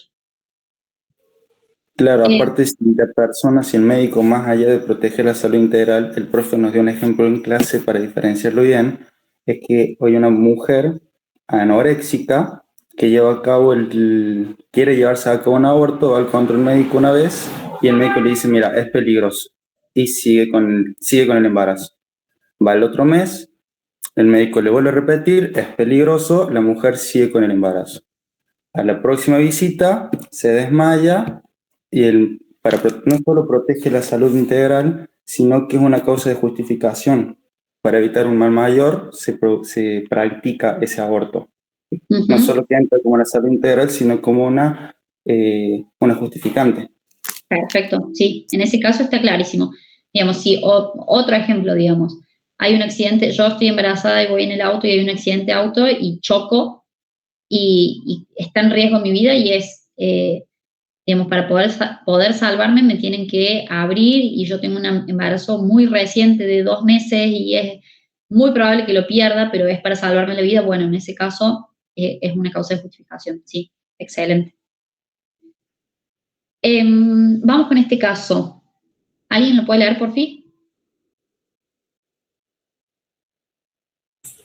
Sofía mantiene una relación conflictiva con su pareja Martín. En un contexto de violencia de género previa, de denuncias y medidas de restricción, Martín la intercepta en la vía pública, le insulta y la empuja violentamente. Sofía, alterada, toma una botella de vidrio rota y le provoca un corte profundo en el rostro. Martín, quien se desempeñaba como modelo en una importante marca de ropa, sufre una cicatriz permanente en la cara, luego de requerir cirugía reconstructiva. Permanece 40 días incapacitado para el trabajo. Bien, ¿qué hay acá? Lesiones graves. ¿Para alguien hay otra cosa? Lesiones graves, pero atenuadas por las circunstancias... de violencia de género, puede ser. No, por las circunstancias extraordinarias de atenuación. ¿Por qué? Porque ella tiene un desgaste de los frenos inhibitorios, porque ella ya viene sufriendo violencia de género, entonces es como que esta situación la termina de colapsar y por eso se defiende. Bueno, me gustó esa palabra que usaste, ella se defiende. Entonces, ¿qué otra cosa podría haber más simple que entrar en las circunstancias extraordinarias? Legítima defensa. Una causa de justificación o legítima defensa. Bien. ¿Para ustedes hay legítima defensa? No, ¿Por qué? porque él la empuja violentamente, pero ella usa una botella de vidrio rota.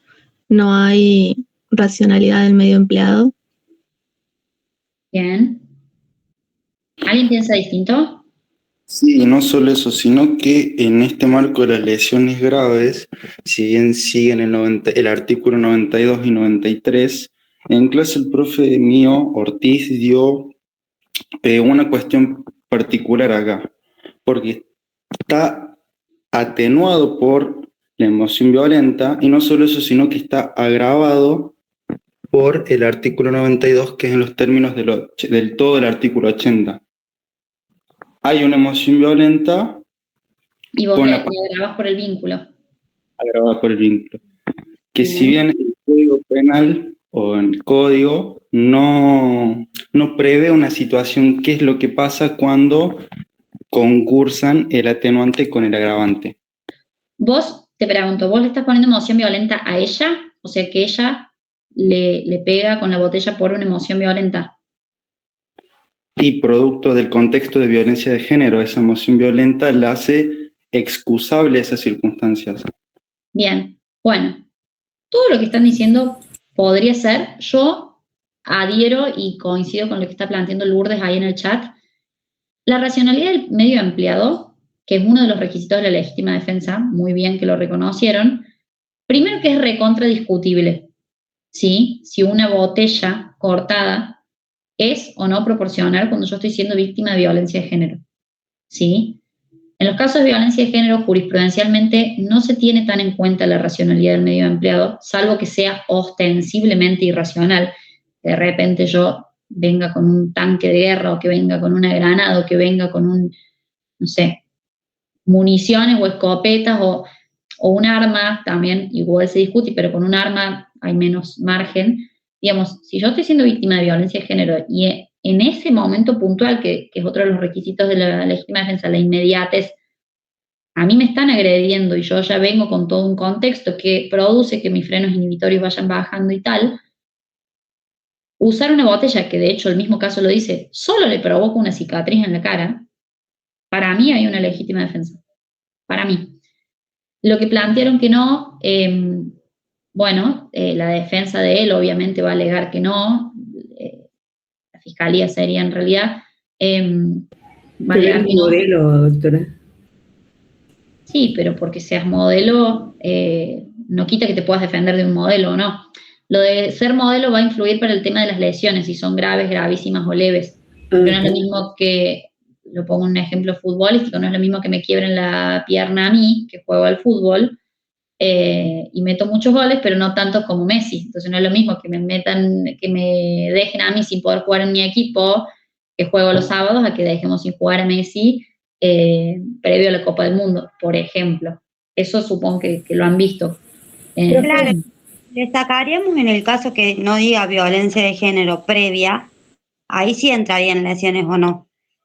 Sí, acá también puede entrar en lesiones, ¿no? Pero digo, este caso se pueden también hablar de lesiones, de hecho hay lesiones, efectivamente, pero si quisiéramos hacer una buena defensa, yo creo que una legítima defensa es recontraaplicable en este caso. Si no hubiera la violencia de género y yo soy Sofía y viene un chico cualquiera y me empieza a molestar y voy y le clavo un botellazo en la cara y no hay una legítima defensa.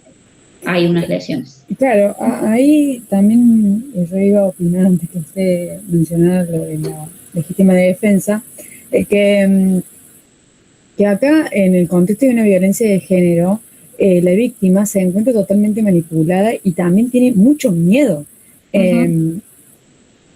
Entonces, que ella le haya tirado una botella de vidrio rota, acá no dice, no especifica cuál es el contexto de violencia de género, pero seguramente o posiblemente haya habido violencia física, con lo cual ella le tiene miedo y se justifica, o sea, el medio racional empleado y demás no entra, porque, a ver, ella está siendo interceptada en la vía pública por la persona que la agrede continuamente, tiene una restricción, trata de alejarse continuamente de esta persona y le pega un botellazo.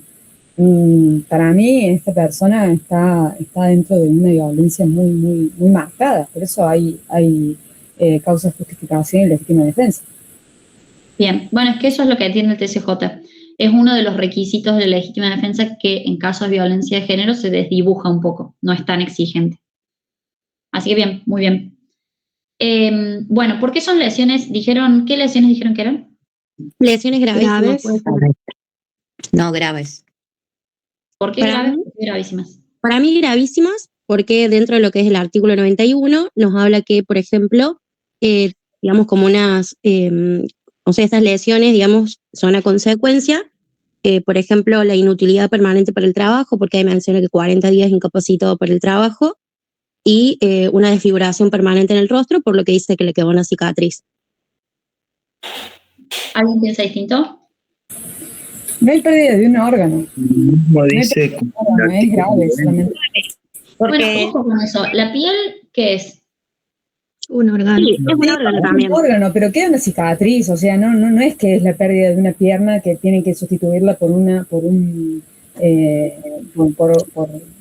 muleta Aparte que está incapacitado por 40 días, el gravísimo lo que te pide es que sea totalmente permanente, que ya sea algo que le quite la posibilidad de, pero en este caso para mí sería graves, porque de por sí hay una lesión, pero no es algo permanente, sino algo temporal establecido en el caso.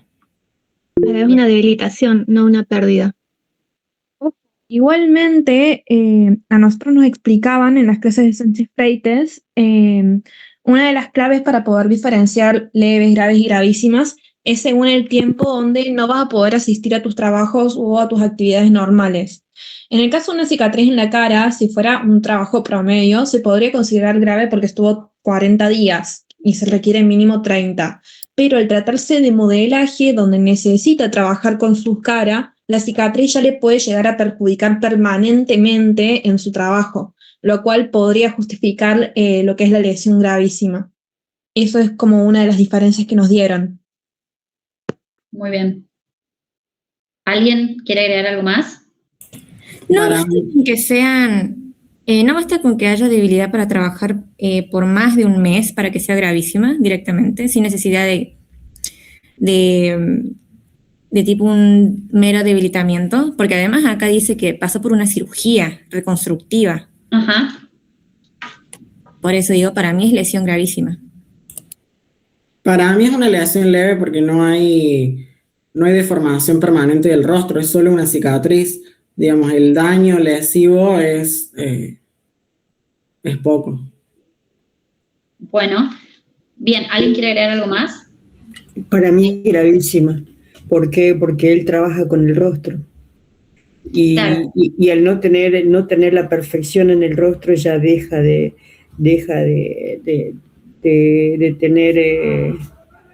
tener importancia en ese mundo.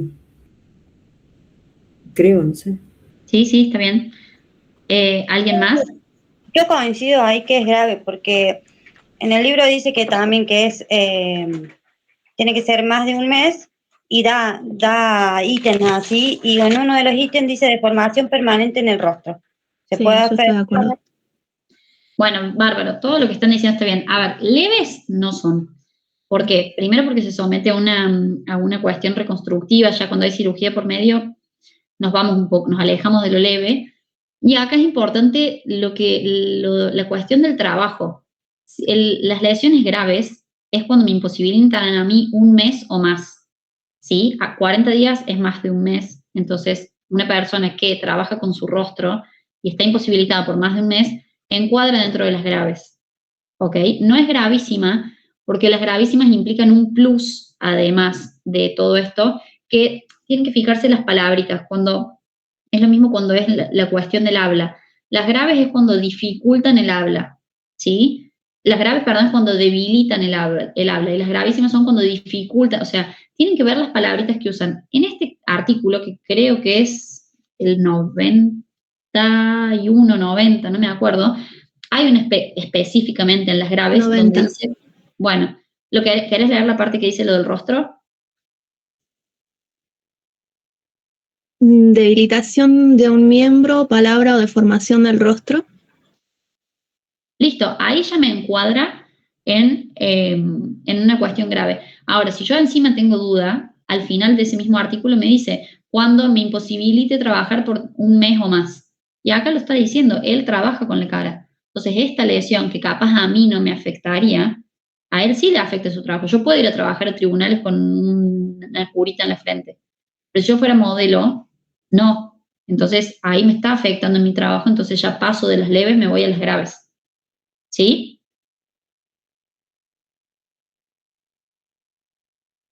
Puede ser. ¿Les queda claro eso? Hay otro caso ahora de graves, gravísimas, si quieren lo vemos. El que sigue.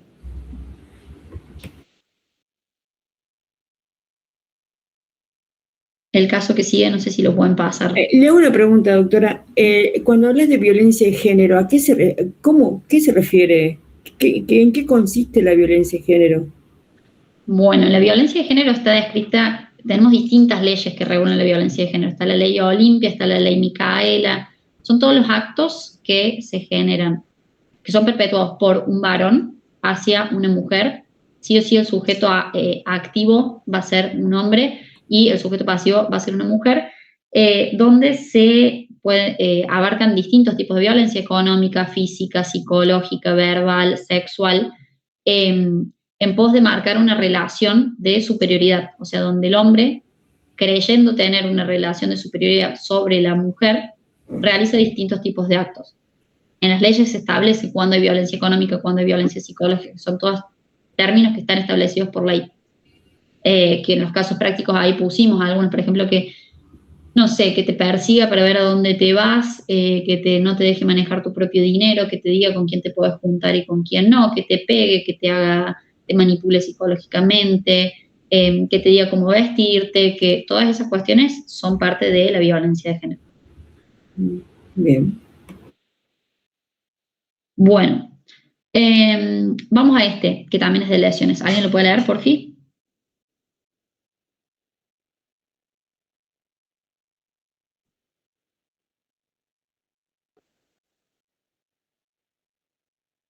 Julia y Martina. Julia y Martina son amigas de toda la vida. Julia, recientemente separada de su novio Ignacio, descubre que Martina ha estado saliendo con él a escondidas. La espera a la salida del colegio para increparla. Comienzan a discutir y Julia le lanza un golpe de puño en la cara, por lo que ésta cae al suelo, sufriendo un fuerte golpe que derivó en traumatismo cráneoencefálico grave, quedando con secuelas neurológicas permanentes, pérdida parcial de movilidad, dificultad para hablar. Otra amiga de ambas, Jazmín, quiso intervenir para que la discusión terminara, pero Julia la empuja fuertemente, cayendo ésta al suelo, golpeando su cabeza con el cordón de la vereda y falleciendo al instante. Bien, ¿qué les pasa? Vamos con el primer caso, vamos con lo que le pasa a Martina.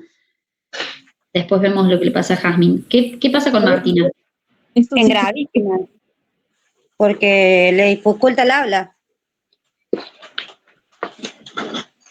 Muy bien. Ahí mismo dice secuelas neurológicas permanentes y una pérdida parcial de movilidad y dificultad de habla. Ya en eso queda más que clave que es gravísima. Bien, yo se los puse a propósito, justamente por lo que les expliqué recién, me adelanté, les spoileé. Las graves dicen que hay una debilitación en el habla. En cambio, las gravísimas utilizan esta otra palabra. Entonces, ustedes tienen que estar muy atentos. Yo sé que el derecho penal no se tiene que estudiar de memoria, pero justo estas 3 lesiones, y en realidad más que nada entre las graves y las gravísimas, tienen que acordarse las palabritas claves que caracterizan cada uno de los tipos. Entonces, solo así se van a dar cuenta. Los profes, por lo general, cuando se hacen los parciales, ponemos específicamente la palabra que dice el artículo para que a ustedes les resuene si eso era grave o gravísimo. No es que van a usar sinónimos para confundirlos. Por lo general, no quiere decir que algún profe lo use, pero por lo general se pone literalmente la misma palabra que tiene el artículo del código para que ustedes cuando lo analicen recuerden qué leyeron en ese tipo. Entonces háganse un cuadrito con las lesiones, como una compañera dijo que un profe se lo había explicado de los días y demás. Anoten cuáles son las diferencias y cuáles son las cosas iguales para que solo con acordarse 2 o 3 palabras ya sepan qué tipo de lesión es, ¿sí? ¿Podría haber una tentativa de homicidio, por ejemplo? No, yo diría homicidio culposo. No, porque, perdón, no escuché. Yo diría más un homicidio culposo, porque, o sea, como que la empuja, o sea, no quiere matarla en sí, sino como que la empuja y eso provoca la muerte. No se murió igual, estoy hablando yo de Martina primero, pero ¿podría haber una tentativa de homicidio a Martina? No, porque el dolo no era de matar. Excelente, eso quería que respondan. Bueno, y con Jazmín, que ella sí se muere, pobre Jazmín, que quiso... Hay homicidio preterintencional. Es más, hay un caso, es igual un caso que pasó hace muchos años acá en Córdoba, o algunos años atrás, en donde un hombre le pega y cae sobre el cordón en la vereda y muere. Es preterintencional. Excelente, se los puse a propósito porque es, como les dije antes, ese es el ejemplo clave. Si tienen un ejemplo así, no hay dudas y nadie les puede plantear otra cosa que es un preterintencional. Y si quieren innovar planteando otra cosa, es muy difícil que un juez les dé lugar a eso. Pero muy bien, muy bien. Vamos al que sigue. Sí, no solo eso, sino con lo que lo de la chica, no solo que pierde la dificultad del arma, sino que todo eso le produce enfermedad corporal cierta o probablemente incurable. Y decía que tenía lesiones permanentes de esta índole. Bien, bueno, eso también les aclaro una cosita. Tanto las graves como las gravísimas vieron que dice permanente, ¿no?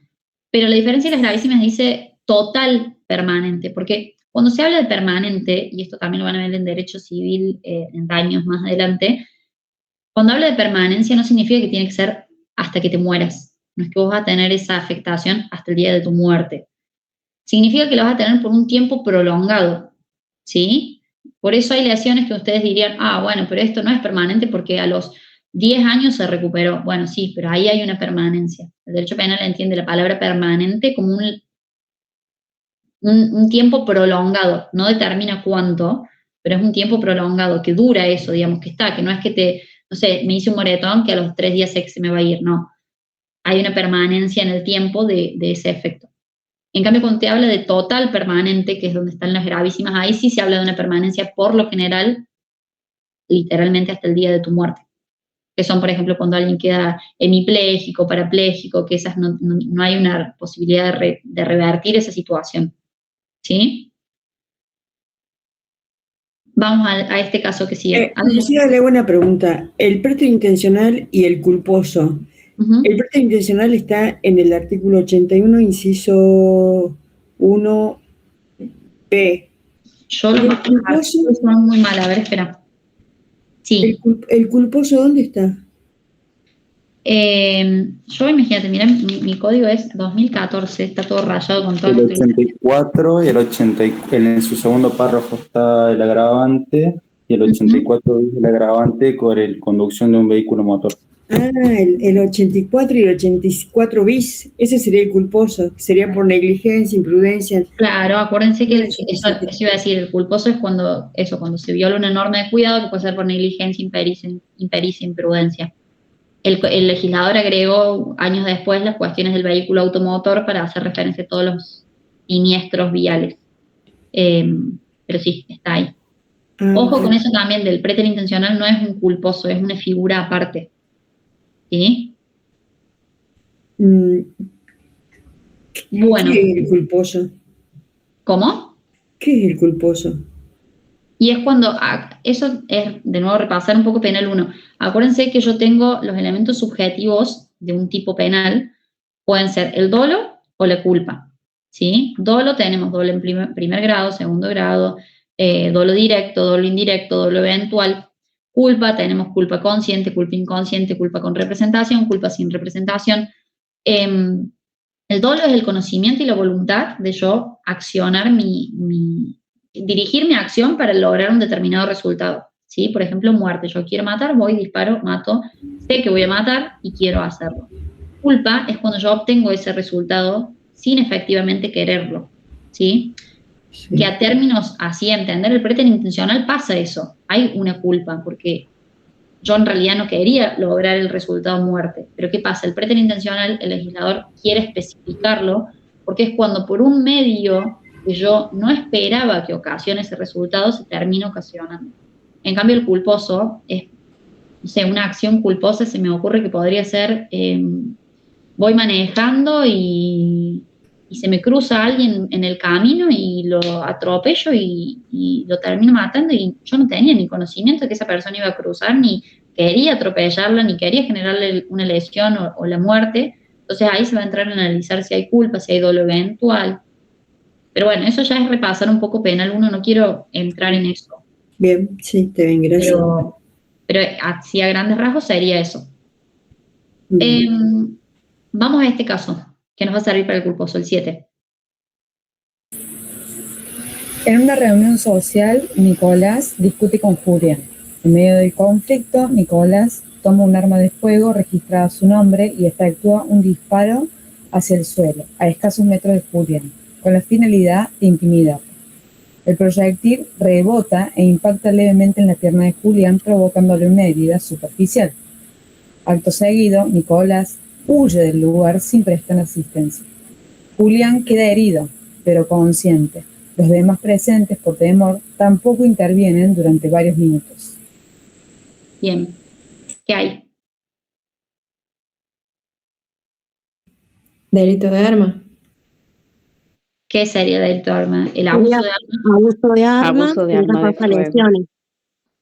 Bueno, Y en realidad estamos hablando de que el uso de arma no iba disparado contra una persona o no iba disparado contra una persona, pero les provoca una lesión por el uso imprudente de su arma de fuego. Que el 94 te dice el que por imprudencia, en este caso negligencia, o por impericia, por no manejar bien el arma, le termina causando una lesión a Julián, ¿puede ser? Bueno, ojo que ahí estamos mezclando. Cuando yo genero una lesión o un homicidio con uso de arma, no es lo mismo que el delito de abuso de arma. ¿Sí? Son dos cosas distintas. Uno es un agravante y otro es un delito aparte, autónomo, que es el que yo les dije que es subsidiario. El delito abuso de arma solo va a configurar cuando no haya otro delito más gravemente o más gravosamente penado.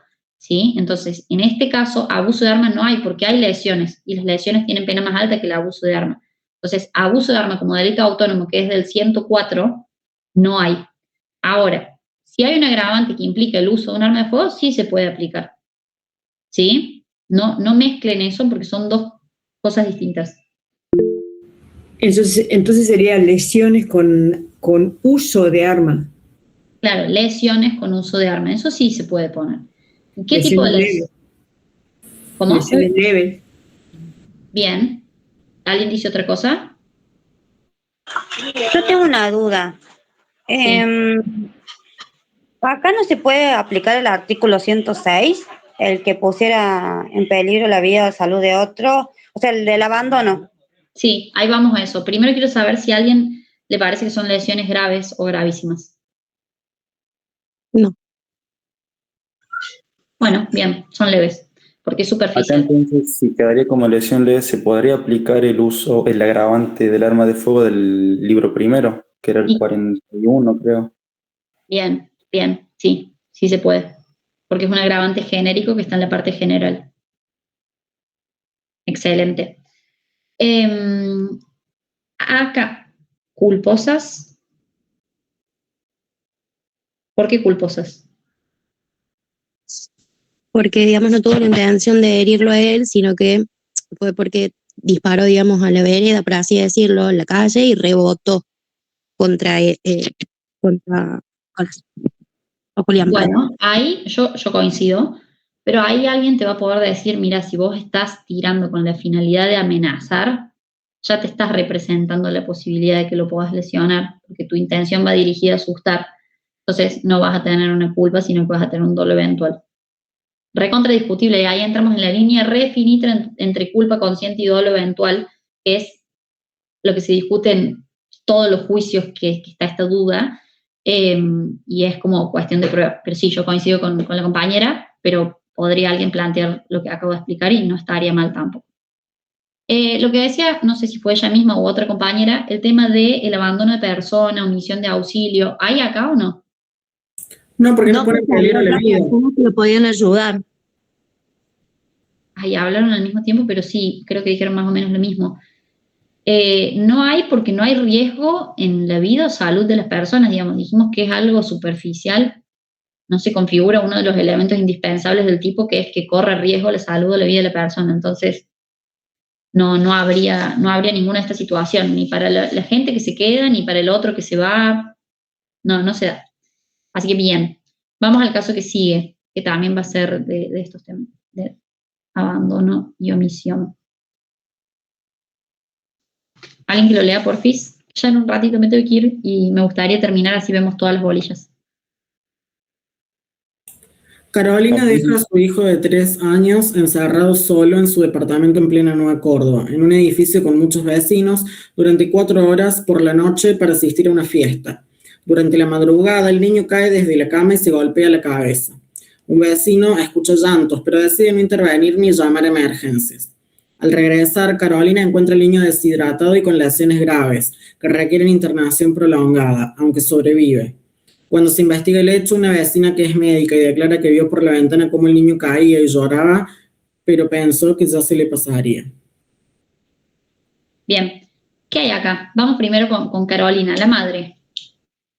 ¿Hay algo? ¿No hay nada? ¿Está bien? ¿Yo puedo ir y dejar a mi hijo de 3 años solo? Y abandono de persona. Estás hablando de un delito de comisión por omisión porque el hijo tiene la posición de garante de la conducta precedente de la madre, que va y lo deja, y el abandono de persona dice el que pusiera en peligro la vida o la salud del otro, colocándolo en una situación desamparadora. Está colocando, no es que ya lo encontró. Bien, ¿alguien algo distinto? Comisión por omisión de lesiones graves. Bien. Omisión propia.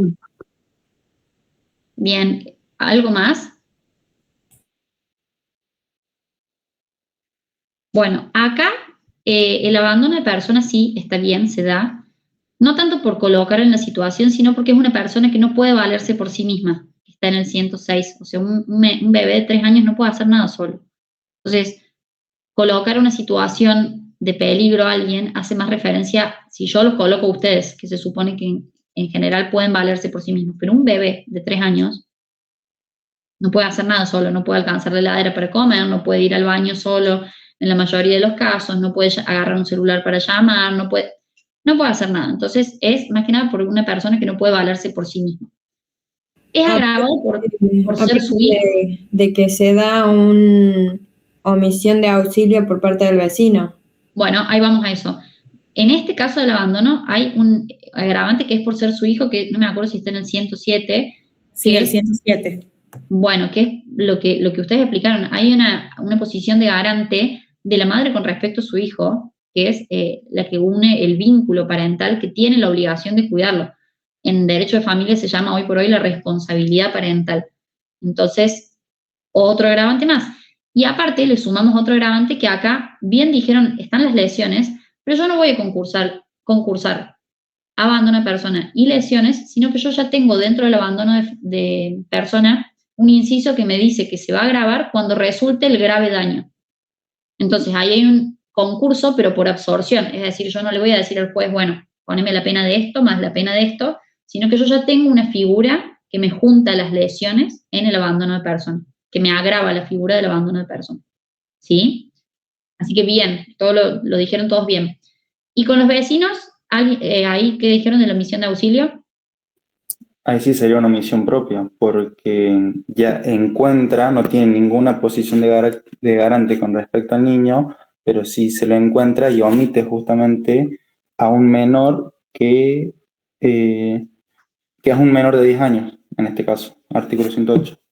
Bien, bueno. Acá, yo cuando les hacía el caso me genera un poco de dudas. ¿Es lo mismo el vecino que la vecina? No, porque ella es médica. ¿Y ahí qué hay de diferente? La posición de garante. Excelente. Y más allá de la posición de garante, ella ve que se cae y que se golpea, y siendo médica tiene ese conocimiento de que se le puede pasar algo. El otro vecino lo escucha llorar, pero no sabe efectivamente que el bebé está solo, que la madre no está y que tiene que hacer algo. Entonces, para mí, como defensora del vecino, es como más difícil de probar que hubo una omisión de auxilio, pero en el caso de la vecina que es médica, hay una recontra omisión de auxilio. Así que bien. Vamos al que sigue. ¿Delitos contra el honor les toman? ¿Injurias y calumnias? Sí. Sí, ok. Hasta la unidad 7 rendimos. Bárbaro. Bueno, listo. Estos son de contra el honor, pero no sabía si a todos se los toman. Así que los vemos rapidito. Y después vamos a los últimos de abuso sexual y terminamos. ¿Alguien lo puede leer, por fin?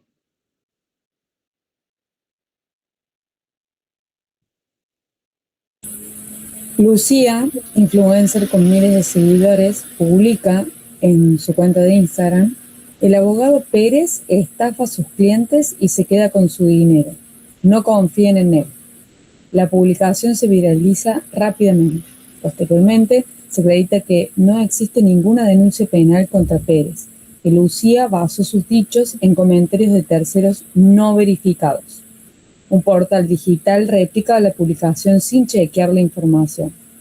Días después, Lucía elimina el post y publica una disculpa. Pérez inicia acciones legales. Bien, ¿qué hay acá? Injuria. Bien. ¿Alguien hay otra cosa?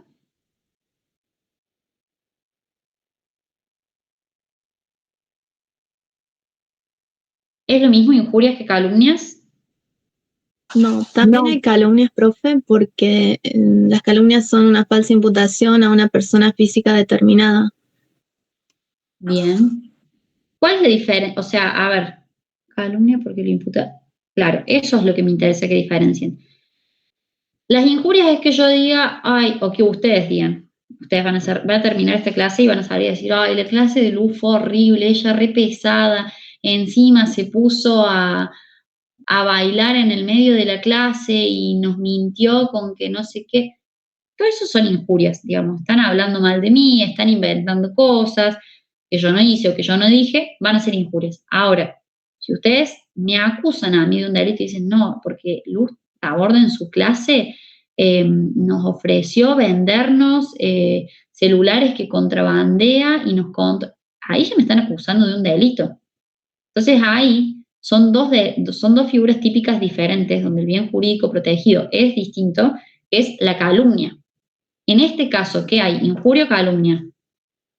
Calumnia, porque le está acusando de un delito. Exactamente, muy bien.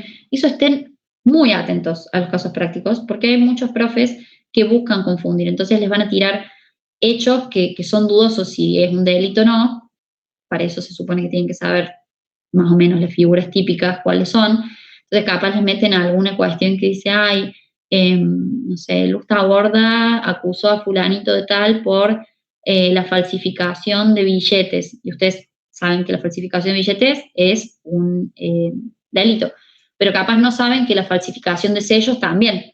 Entonces eso, si tienen dudas, pregúntenle a su profe. Profe, ¿esto es un delito en Argentina? Y en base a si les contesta sí, listo, es una calumnia. Si les contesta no, es una contravención o no, es una cuestión de derecho civil, bueno, entonces ahí no hay calumnia, sino que hay injuria, ¿sí?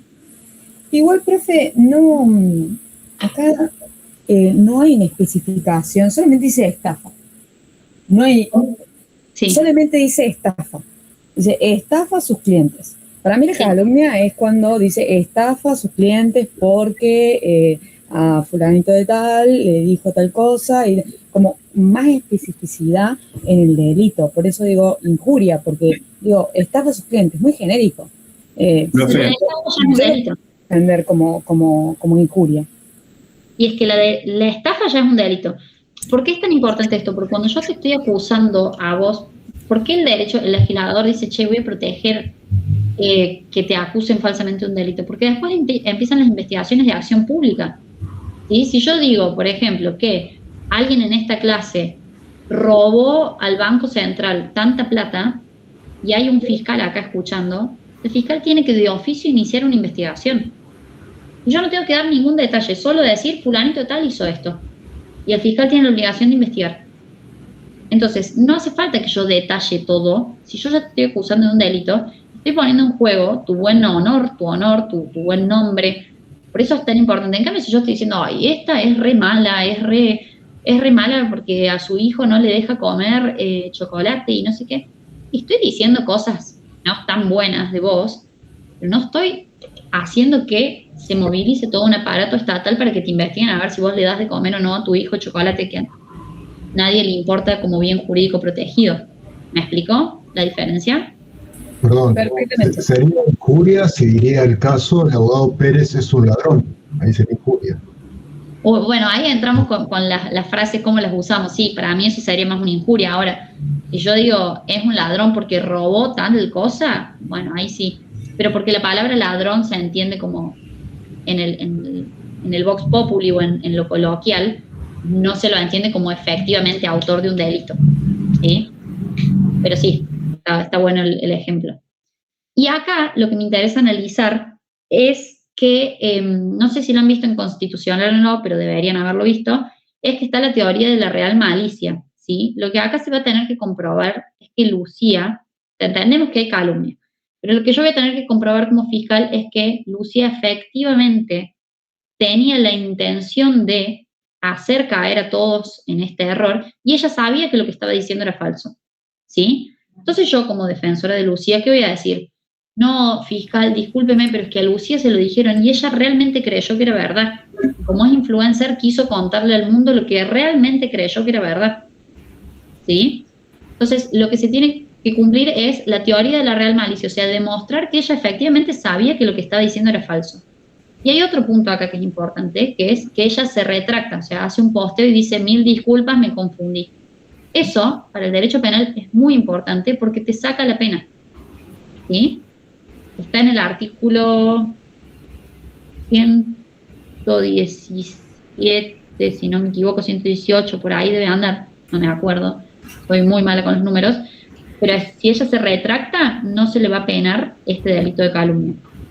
Ojo, ¿no? Que no se le pene, que el derecho penal decida perdonarlo, no significa que Pérez puede iniciar acciones civiles, ¿sí?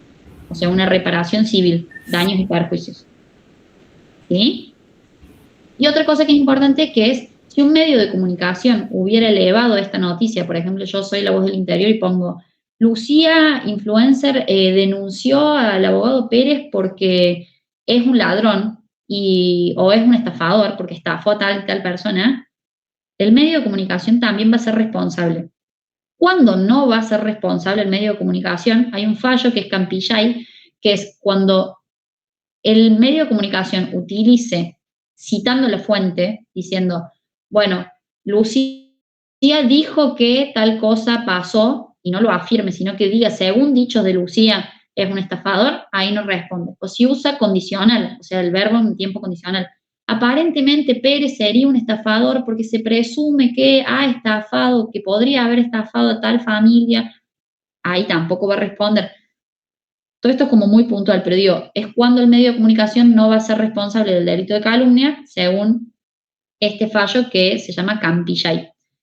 Entonces, resumen de esto para no ir tan al hueso, saber que las injurias son dichos falsos sobre mí. Las calumnias es cuando se me acusa de un delito que no cometí.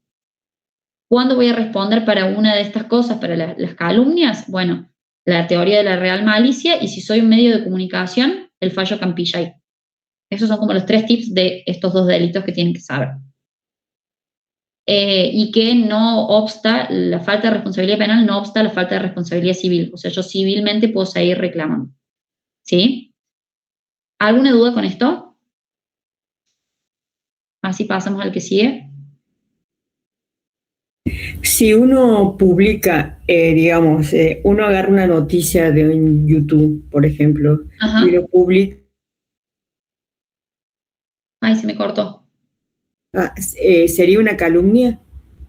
Si vos publicas una noticia que después resultó falsa, no, porque vos en realidad ahí estás difundiendo. El problema es el que publica, porque los medios de comunicación tienen una responsabilidad grabada en cómo nos llega la información a nosotros. Tienen un plus de credibilidad. Lo que yo publique en mi Instagram, no sé qué tanta credibilidad tengo. Capaz ustedes, porque dicen, es profe, está dando una clase y no sé qué, pero alguien que me ve en la calle no sabe ni quién soy, no le importa lo que yo escribo. Ahora, lo que dice la voz del interior tiene un poco más de peso. Lo único que vas a estar haciendo vos es difundir fake news y vas a, estar contribuyendo a la desinformación, pero no te van a multar a vos o no te van a penar a vos por eso. Vamos a este caso. ¿Alguien lo puede leer, por favor?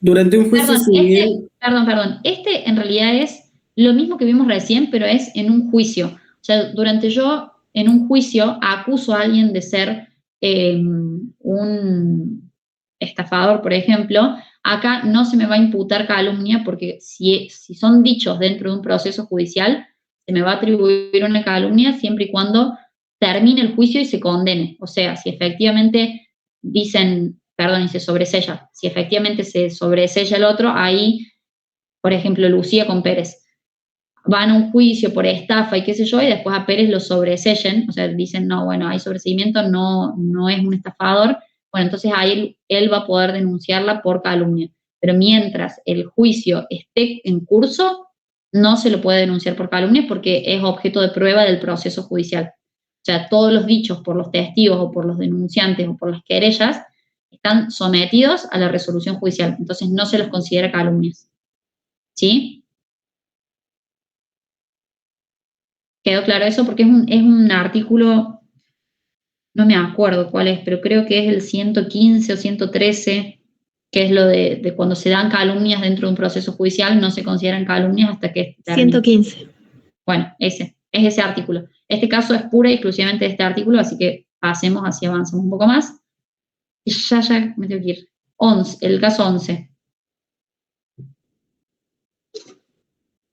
¿Alguien lo puede leer?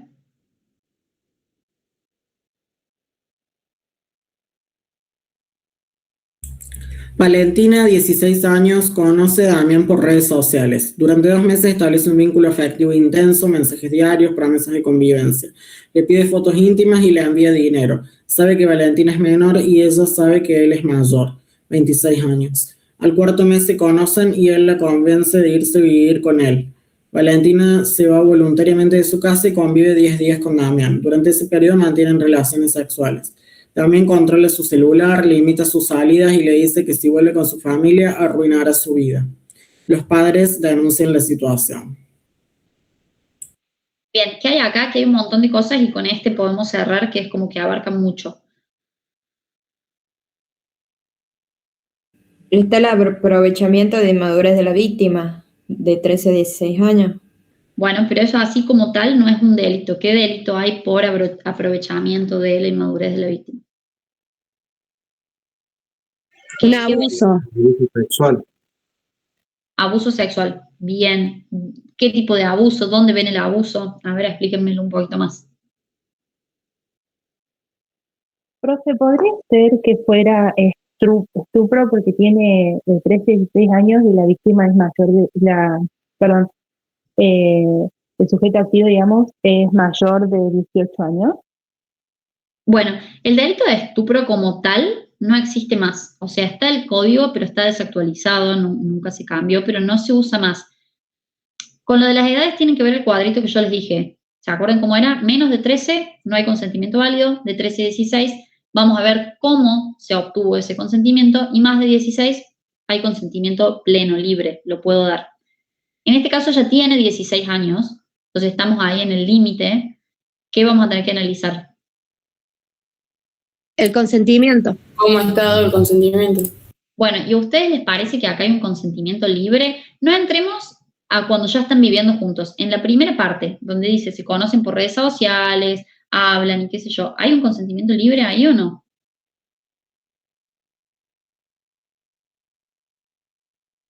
Y el caso práctico dice que se No, por establece ley. un vínculo afectivo intenso. Ajá. Por lo menos lo que te deja entender es que sí, o sea, justamente por el vínculo, porque dice que no solo que se mandan mensajes diarios, sino que entre los dos hay promesas de convivencia Ajá. en la primera parte del caso. Bueno, y ustedes, esto es todo, se somete a la sana crítica racional del juez, ¿no? Pero ustedes si fueran jueces, ¿les parece razonable que una chica de 16 años tenga promesas de irse a vivir con una persona de 26, la cual no conoce y solo ha hablado por redes sociales? Y claramente no. No, puede estar viciado por esto que hablan del engaño, con estas promesas de convivencia, esos mensajes y demás. Bien. Además, yo creo que está viciado el consentimiento por el tema del dinero también. De que él dice que le envía dinero, es una forma de viciar el consentimiento. Bien. ¿Qué más? La edad de él, no, al ser ella menor, él tiene como una posición más dominante. Bien. Puede ser que hay entonces, en lo que dijeron ahí, entre la relación de autoridad o de poder. Claro, eso es lo que para mí queda más ostensible. Primero por la edad, segundo por la forma en la que se conocieron, tercero por esto de que él le paga y le pide fotos, y cuarto ya sí cuando están conviviendo, fíjense todo lo que describe el caso práctico. Le controla el celular, limita sus salidas, le dice que si vuelve con su familia le va a arruinar la vida. Todo eso ahí hay libertad, digamos, para yo decidir, por más que yo tenga 18 años. Si me están diciendo y haciendo todo eso, ¿hay o no hay? ¿Hay libertad Sí. para decidir? No, no hay libertad. Claro, Está no. viciado. Claro, está viciada, muy bien. Y les hago una pregunta, ¿no podría haber, por ejemplo, un caso de grooming? ¿Saben vieron grooming? Sí, porque le envían fotos íntimas. Sí, a una menor. ¿alguno sabe qué artículo es el grooming? Porque yo no me acuerdo. 131. Bueno, ¿qué establece? Gracias. ¿Qué establece esta figura, así como principal?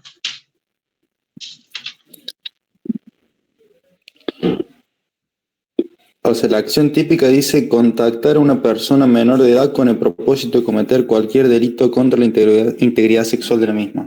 Bien. Como acción típica. Si él la está contactando y le pide fotos y ella es menor y está viciada su forma de dar consentimiento, ¿podríamos estar en grooming o no? Sí. Sí. Bien. Y algo que es muy importante que en los casos prácticos los profes usan mucho para confundirlos, el grooming es un delito de peligro, ¿sí? Es, en realidad, vieron que cuando en Penal 1 vieron el iter criminis, que es todos los pasos que se van dando para generar un delito, o sea, todo el caminito que uno hace para cometer un delito. Bueno, el grooming son los actos preparatorios punibles de un abuso sexual. ¿Por qué? Porque el legislador dice, che, es tan peligroso que una persona mayor de edad se comunique con menores para después menoscabar su integridad sexual, que lo vamos a atacar antes de que ese abuso sexual se dé. Entonces, vamos a condenar todas aquellas comunicaciones que se dan con estos fines, aunque estos fines no se consumen. Que un error muy grande en los casos prácticos es que yo ponga, bueno, la contacta y tienen videollamadas, qué sé yo, la lleva a la casa, trata de abusar, pero ella se escapa y no la abusa. ¿Hay grooming o no hay grooming? Sí, porque también la acción típica es contactar al menor. Exactamente, entonces eso siempre ténganlo presente. El grooming no hace falta que se consume el abuso para que se dé la figura típica, ¿ok? En este caso, para mí, hay grooming, hay abuso sexual, muy bien que identificaron lo de las edades, como está a los 16, hay que ver cómo tiene el consentimiento. Después hay otro delito que ya lo van a ver más adelante, que es la privación ilegítima de la libertad, porque si la tiene amenazada con que va a arruinar su vida y qué sé yo, también está ese delito, pero bueno, todavía no lo vieron, eso será tema del segundo parcial. Y después Otra cosa que me parece importante destacarles, está el delito de la corrupción de menores, ¿sí? Que la corrupción de menores es más o menos lo que vimos recién con el delito del 104 del abuso de arma. La corrupción de menores es un delito subsidiario, o sea que lo vamos a imputar solamente cuando no haya otro delito más gravosamente penado. O sea, si yo tengo un abuso sexual a un menor, se sobreentiende que hay una corrupción, entonces no le voy a poner abuso sexual y corrupción. ¿Qué pasa en la práctica? Eso en la teoría. En la práctica suelen imputarse los dos. ¿Cuál va a ser la diferencia? Que sean conductas independientes, o sea, yo antes de generar el abuso sexual, o sea, antes de consumar el abuso sexual, generé un montón de situaciones que lograron una corrupción del menor, ¿sí? En este caso... Estaría en un concurso real. ¿Cómo? Estaría en un concurso real. Exacto, ahí habría un concurso real. En este caso, yo se los puse así a propósito porque para mí acá sí se concursan realmente, porque antes de abusar sexualmente de Valentina, Damián la contacta, cumple el delito de grooming, le empieza a mandar mensajes, le pide fotos, le envía dinero. Entonces, para mí la corrupción es lo primero que se da. El grooming con la corrupción. Y después tenemos el abuso sexual. Entonces, yo ahí concursaría las tres. Lo que no quita que una defensa de él me diga, no, con la corrupción ya está, con el grooming y con el abuso sexual ya está la corrupción, no me podés imputar que el non bis in idem, que es el mismo hecho. Bueno, discutible, pero se los digo para que lo piensen que cómo se da en la práctica. No se pueden, si hay un delito más grave, no se puede poner la corrupción de menores, salvo que sean tan independientes los hechos que nos permita separar para después juntarlos en un concurso real. ¿Sí? ¿Quedó claro ese puntito? Bien. ¿Alguna duda de esto? Así vamos al último. No. Bueno. Perdón, les mentí. Me quedan 3. Bueno, yo les consulto. Me quedan 1, 2, son 4 casos que me quedan. Yo les propongo que si los tienen, los hagan y se los contesto por WhatsApp. Le pido a los chicos de Juntos que me agreguen al grupo y les saco todas las dudas que tengan por WhatsApp o me las pasan ellos a mí y yo se las trato de contestar en algún documento, porque tengo que cortar, me tengo que ir a otro compromiso y nada, no puedo seguir. Me encantaría, gracias a todos los que participaron, porque si no hubiera sido imposible, pero bueno, perdón que tengo que irme así rapidito. No sé si los chicos de Juntos están, si podemos hacer eso, que les manden las dudas a ustedes y ustedes me las transmiten a mí. Sí, obvio. Si quieres, lo que vos prefieras, te podemos agregar al grupo y que directamente los chicos consulten, o te mandamos a vos y después les pasamos las respuestas a ellos. Bueno, dale, ahí coordino entonces con ustedes. Dale. Perdón si fue medio largo, medio aburrido, gracias a todos los que participaron y bueno, a disposición para cualquier cosa que necesiten. No, ha sido buenísima la clase, muchísimas gracias de verdad por sumarte a esta actividad. Y para los chicos que piden que los agreguemos al grupo, quédense un minutito en la llamada y yo ahora mando el link de WhatsApp para que se puedan sumar al grupo. Bueno, bárbaro. Muchas gracias chicos, nos vemos y éxitos, que les vaya muy bien en los parciales. Muchas gracias, Luz. Ahora les dejo el link. Chao. Hasta luego.